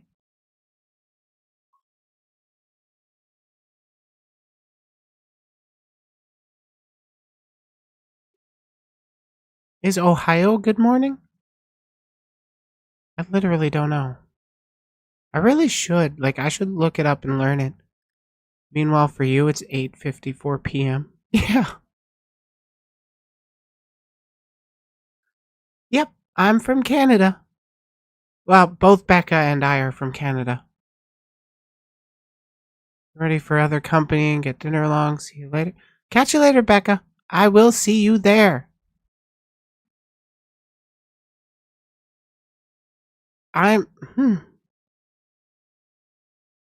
just not sure what I really want to talk about, because like I do have stuff from the Prideathon stream that I still got to put out. 3 videos. And I am notoriously lazy. Canada doesn't exist? True. We're not a real country. Guess who owns Canada's land? Not Canada. I don't need that, don't need that, don't need that. Posted. Okay,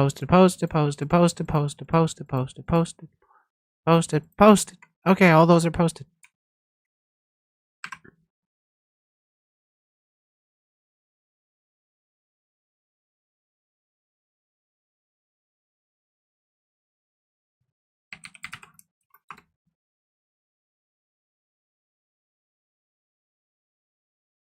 That wire is so nice.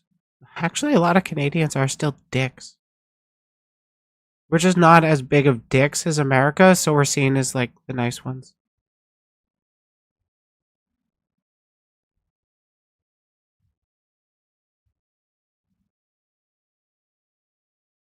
Wait, why do you feel offended?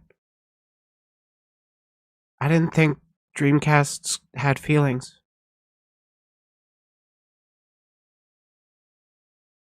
Speaking of which, Marina, you ever want to talk about gender on time? I'd love to talk with you.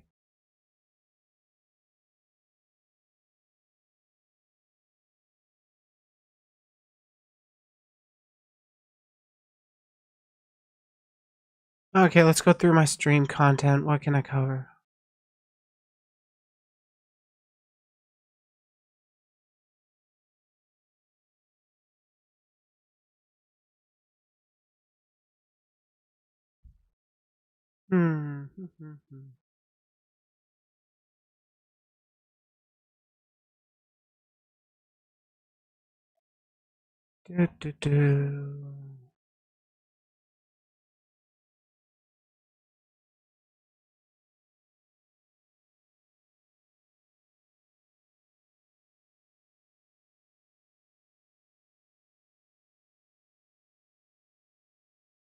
How long was that? Like 8 minutes? 10 minutes? Maybe. Actually, I'd rather talk about Shy Lily. Always see videos about Canadians being super polite and stuff. Oh, yeah. I want to talk about VTubers, though. I didn't even want to watch that, Asmongold video.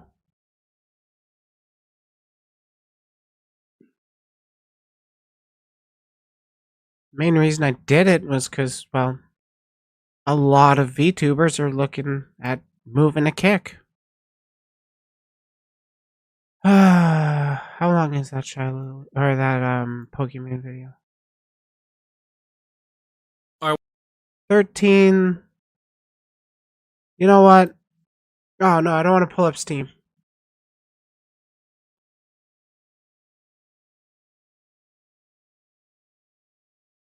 I got some stuff to run through anyway. 13. Like, I want to play Diablo while I just listen to this.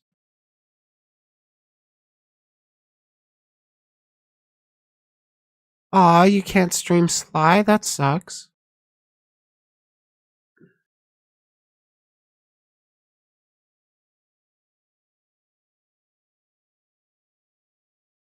Wait. This is from 3 years ago.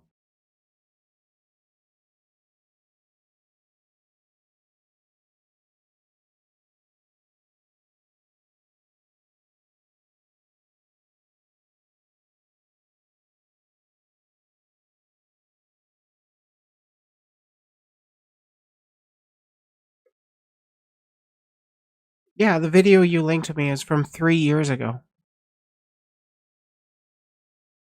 I kind of want more recent drama to talk about, if I'm talking about drama.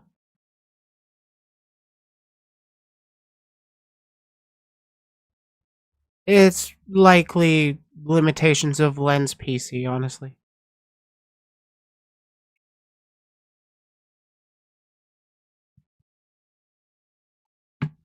Yep, called it.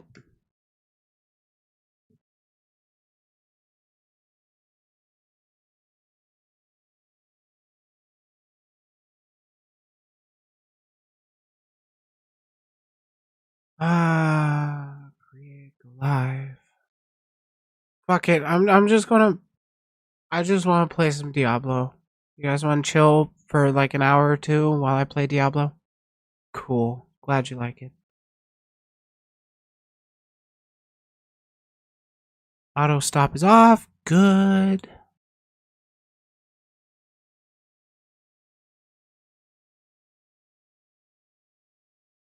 I really wish I could play Diablo 4. I'm so sad about it.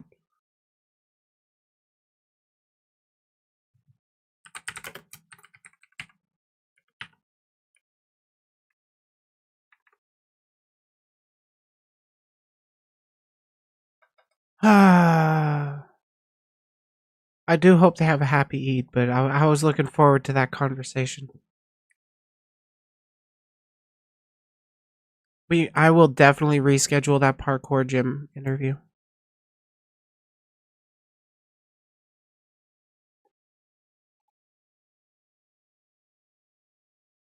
Do do do do do. Load the game. Do do do do. Load the game. Do do do do do do do do do do do do do. Load the game.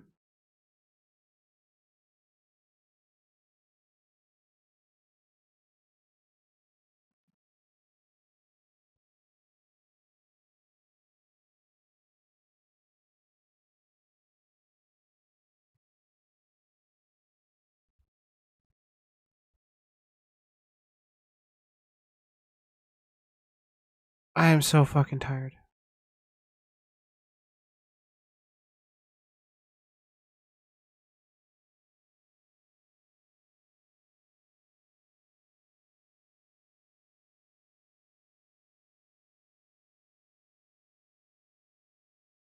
You go nap.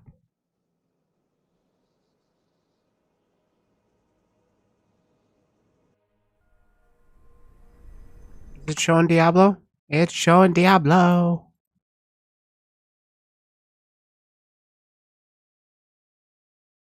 Okay, yeah, I'll just fucking hide that. There, that'll work. Ish? Fuck. No.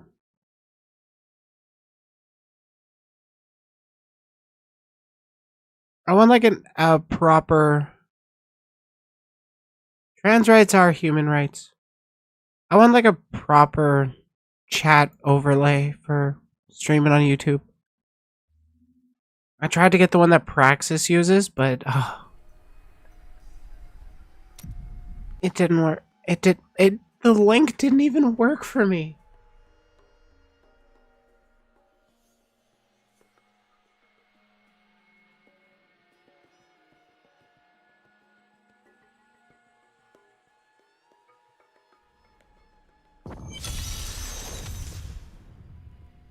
What's that, Len?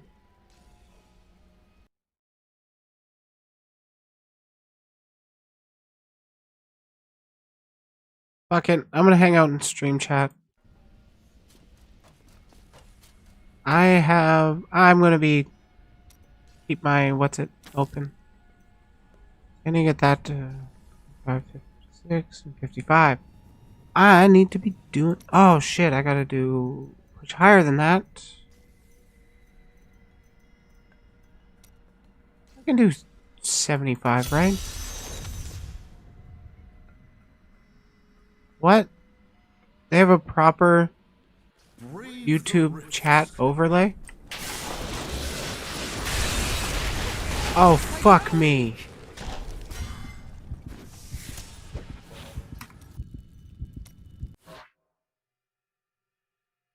I forgot to change my skills back when I was, I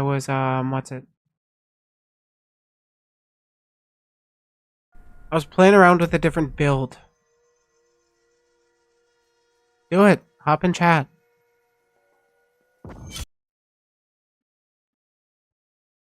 Hi. Hello. I thought Oh, I'd what the probably fuck? join.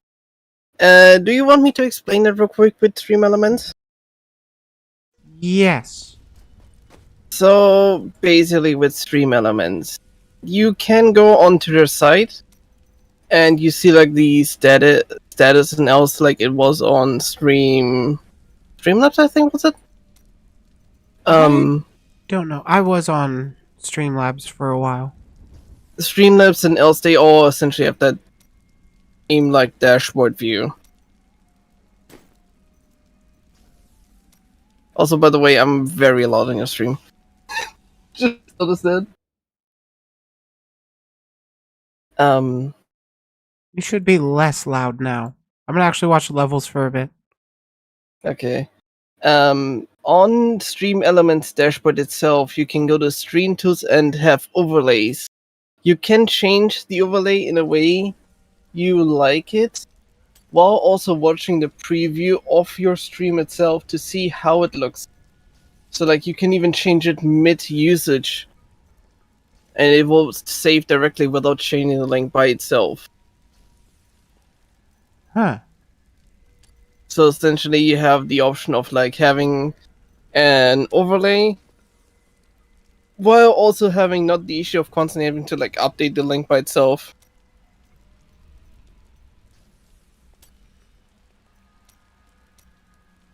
Okay, so what do I gotta do? Hold on. Back Go to this link then. That way you can go right directly past everything. You just need to log in with your YouTube instead. Yeah. When you log in with your YouTube, you see then all your info that Stream Elements is able to grab from your YouTube itself. Yeah, I can see my subs and all that, like the latest one. Go to Stream Tools then and Overlays. I'm in Overlays. And you can then directly do a new overlay on the top right with new overlay. Okay. I'm in And new it'll overlay. explain like it'll explain a bunch of stuff on how you can set up your own overlay without having to use presets and stuff like that.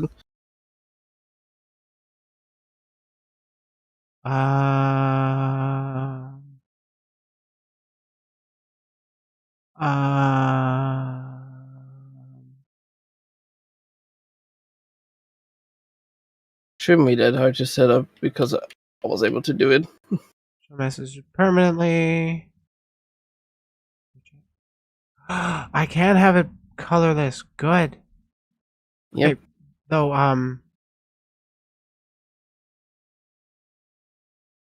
emulate?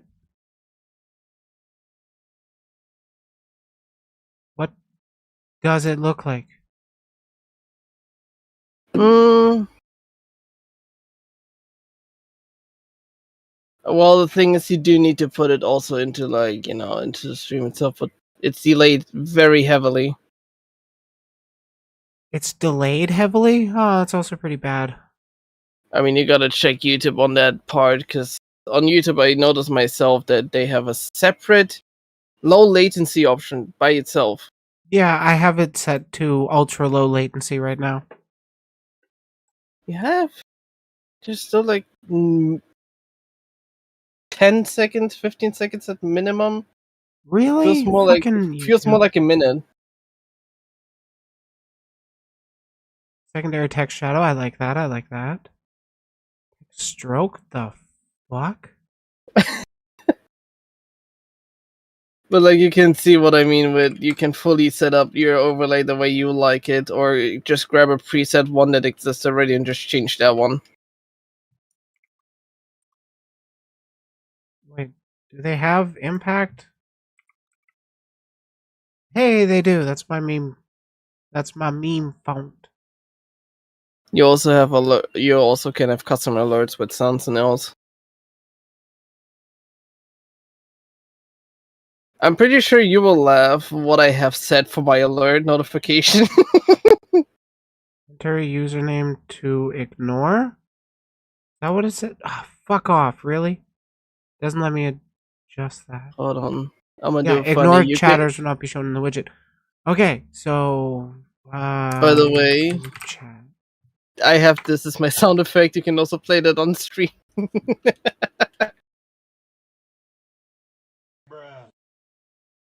Bruh. I don't know how well chat heard that. Bruh. That should be better. Okay, so how do I even test this?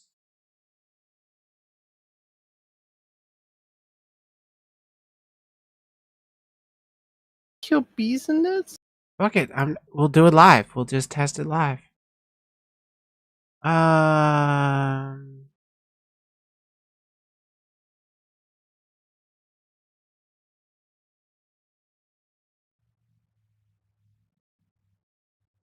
I also heard the bro on stream. It's not too loud.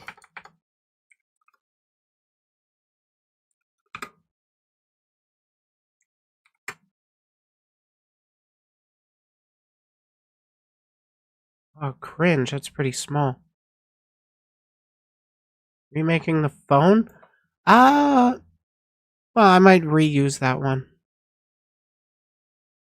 But I'm just trying to get a better overlay for, YouTube chat. It's supposed to be showing now, but it's not. Maybe because it's underlaid from everything else on your stream settings? No, it's the highest. Do you have your stream set up in a way that you can see the overlay first? Yes. Is it also visible?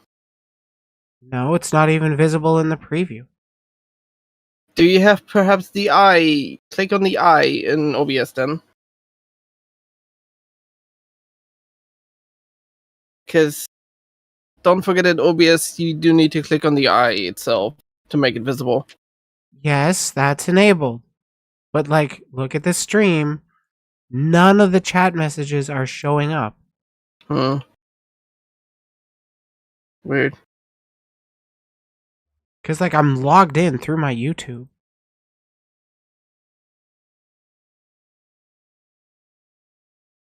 Preview live on stream.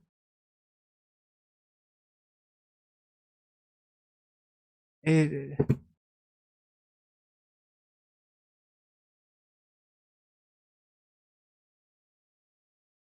this fucking still going to my Twitch? Even though I logged in through my YouTube?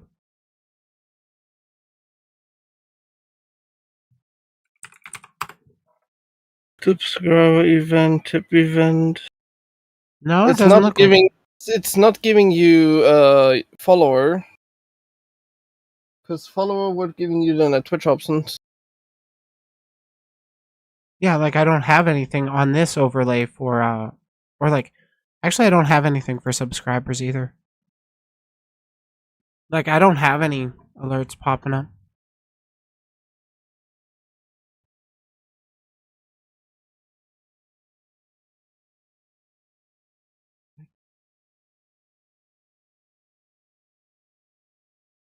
No. Preview. That's not helping. Huh.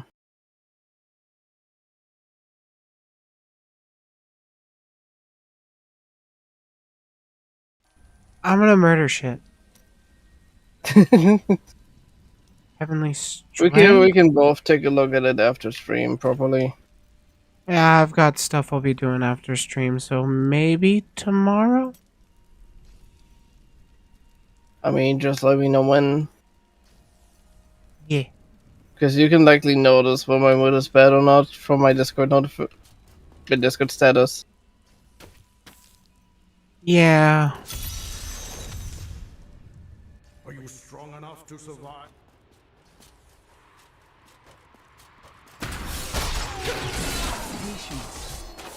Oh, right, I need judgment. Fuck. That was what I was missing. Waste another Greater Rift Keystone.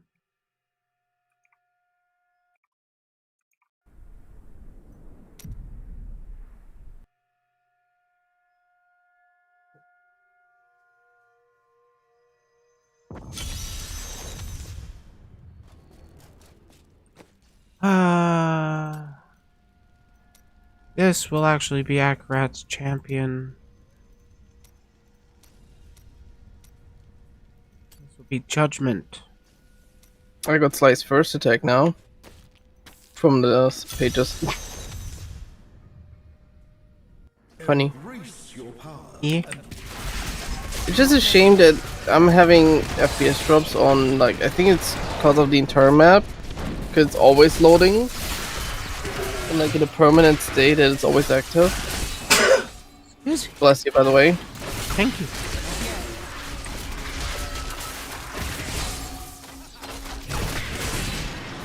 Well, at least would make for myself sense why the game is being so laggy.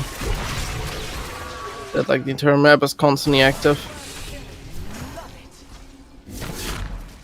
So I need to play more Diablo 3.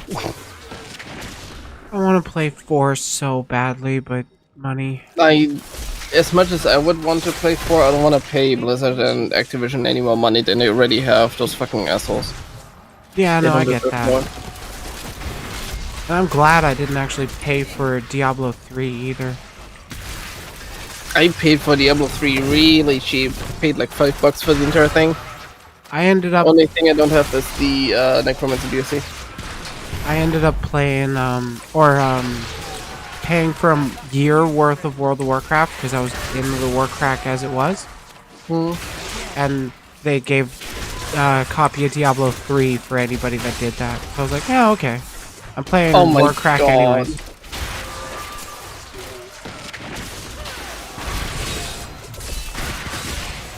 So, like, the only money I've spent on Diablo right now is,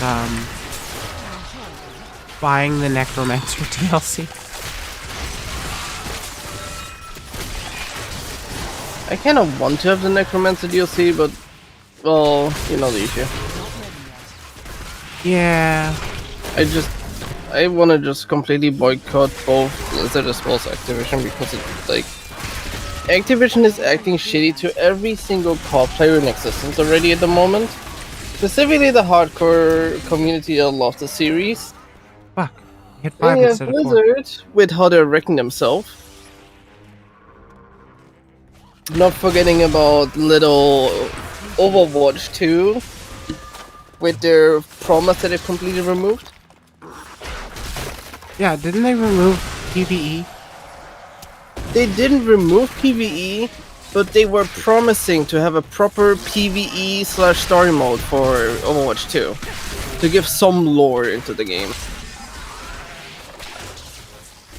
And what that they never do happened. They just said, no, we're not making. They just said we're canceling the entire thing.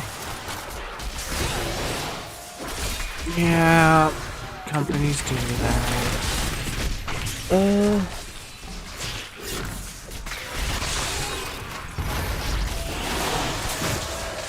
I mean, where would I really go for a Diablo-like experience? Path of Exile? Kind of leads into its own problems, honestly. Yeah, I never really got into the game in the first place. I still haven't. I still don't know what. I still really don't want to, really. Yeah, I don't blame you. It feels like a lot of the end game is, or a lot of the later game, it feels like you gotta go along with meta builds, otherwise you're just going to be one-shot and unable to do stuff. That it just feels counterintuitive to the idea of the game itself. Yeah. Do you want to know since when they have promised to the entire Overwatch 2 community that PvE is gonna be happening towards story mode and such? How long? 4 years. And then they back out of it now. They just said, no, we're not doing it. Bitch babies. Literally just full on, fuck it, we're not doing it, fuck you all. That's kind of how it feels like. Throwing the middle finger into the face of others, just saying, no, we're not doing this shit, deal with it yourself.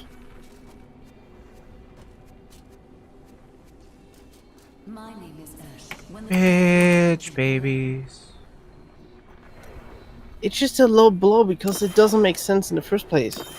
Why do you want to ruin by canceling a mode that everybody was waiting for? Because the 80% people were of the entire excited Overwatch... for it. Well, they weren't just excited for it, they wanted lore. They wanted a proper story in the game. I mean, yeah, it's only been like, what? Arena shooter, Since and that's 2016. it? An arena shooter that's had some comics? It's not just some comics, but they also did had like some videos for it too. To like introduce the characters and such. Oh yeah, they did like the Team Fortress 2 meet the stuff kinda thing, not exactly the same. Similar, but they also had little animations by themselves to introduce some more. Also make some little event backgrounds and such. They were basically just taking Team Fortress 2 and just like, yeah, this is success high. Yeah, that's kind of what they do. Blizzard for you.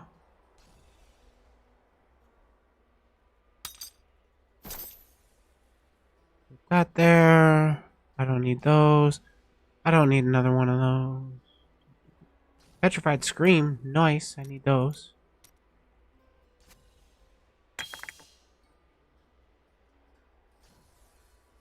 The rest is trash. I just kind of find it a shame, really. But... can't get everything you way you wanted. Yeah. Unfortunately. I just find it's literally... that with PvE cancelled literally has ruined now an entire community hope to get a proper game that is gonna be fun in the end. Other than constantly just in a Team Fortress 2 like style. Which is, oh, you have this, you have that. It's a hero shooter, deal with it.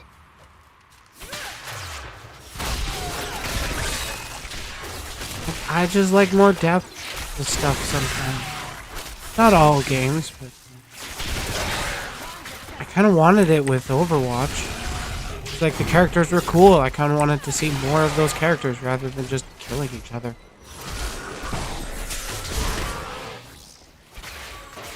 I mean, I guess I kind of have the same problem with Apex.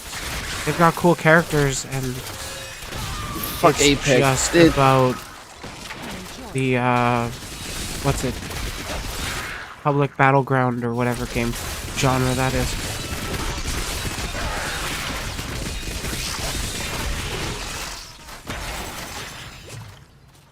Ah, I forgot to equip my horsey again.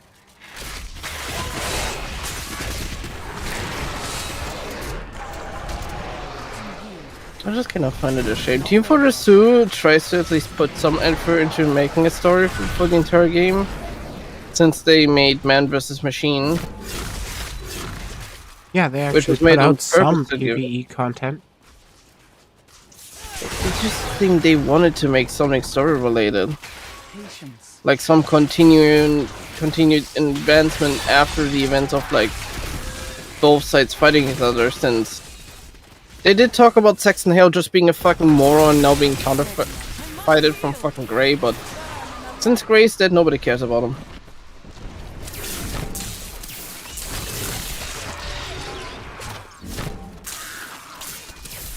Just find fucking funny as fuck.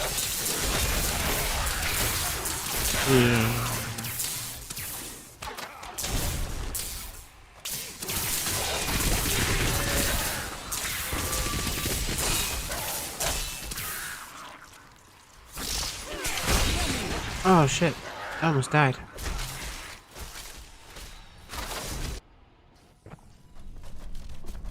I also gotta re-equip my steed charge. That's how I move fast.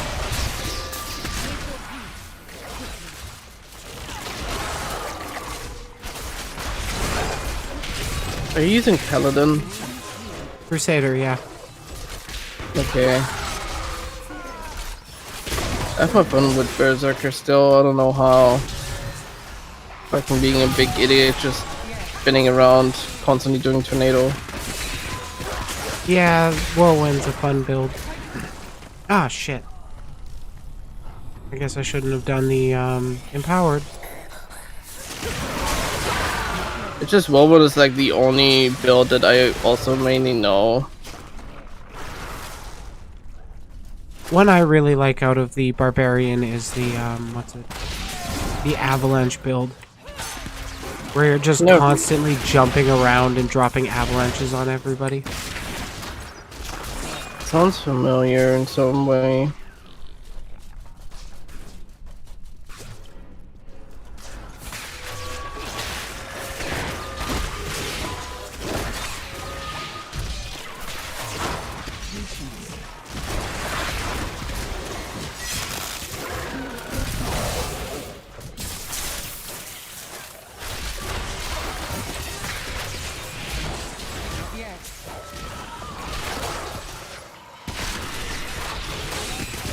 This build is kind of fun.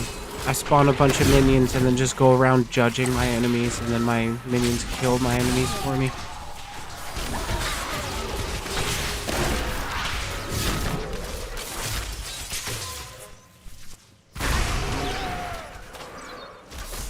Just waiting for my internet to be like, well, time to disconnect.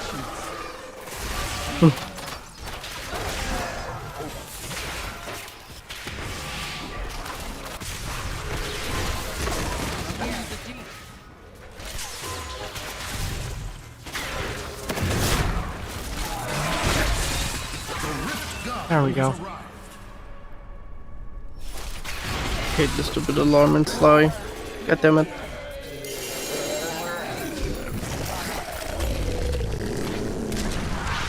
Sounds like Nurgle.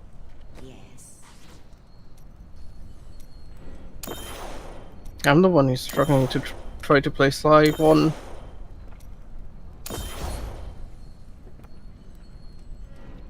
I'm returning to town.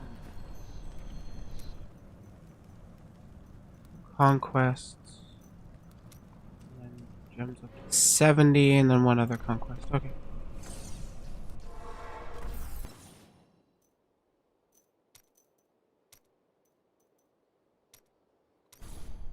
Okay, I'm gonna get one of those conquests done anyways by just getting my gems up to 70.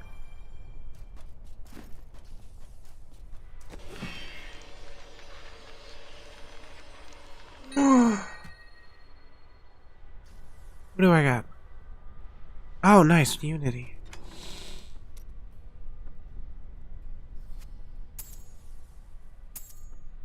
Having two of those is really, really good. Enchantress.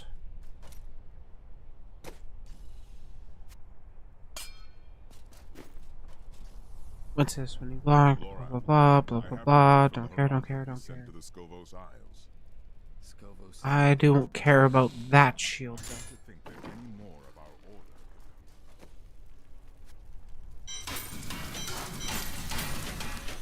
God damn it. What's up? I missed a few fucking bottles. You missed some models? Bottles. Bottles? I'm missing 8 of the letter bottles. Letters in a bottle for the vault. For the vault? What are you playing? Sly 1 still. Oh! Yeah, I've never played that game, so I don't know. Do you want me to explain in short then about the vaults?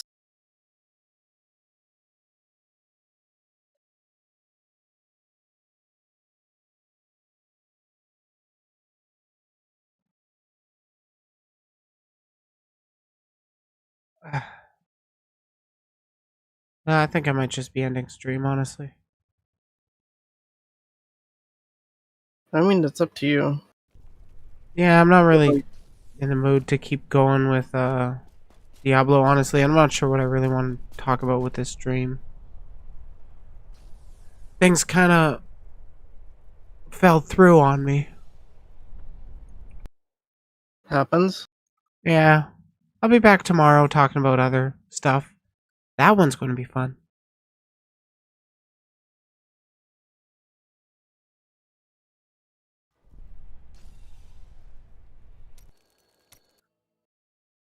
Yeah, I think I'm just going to be calling it here. Because I'm pretty out of it. I did cover some stuff. I've got stuff for the coming week. That'll be fun.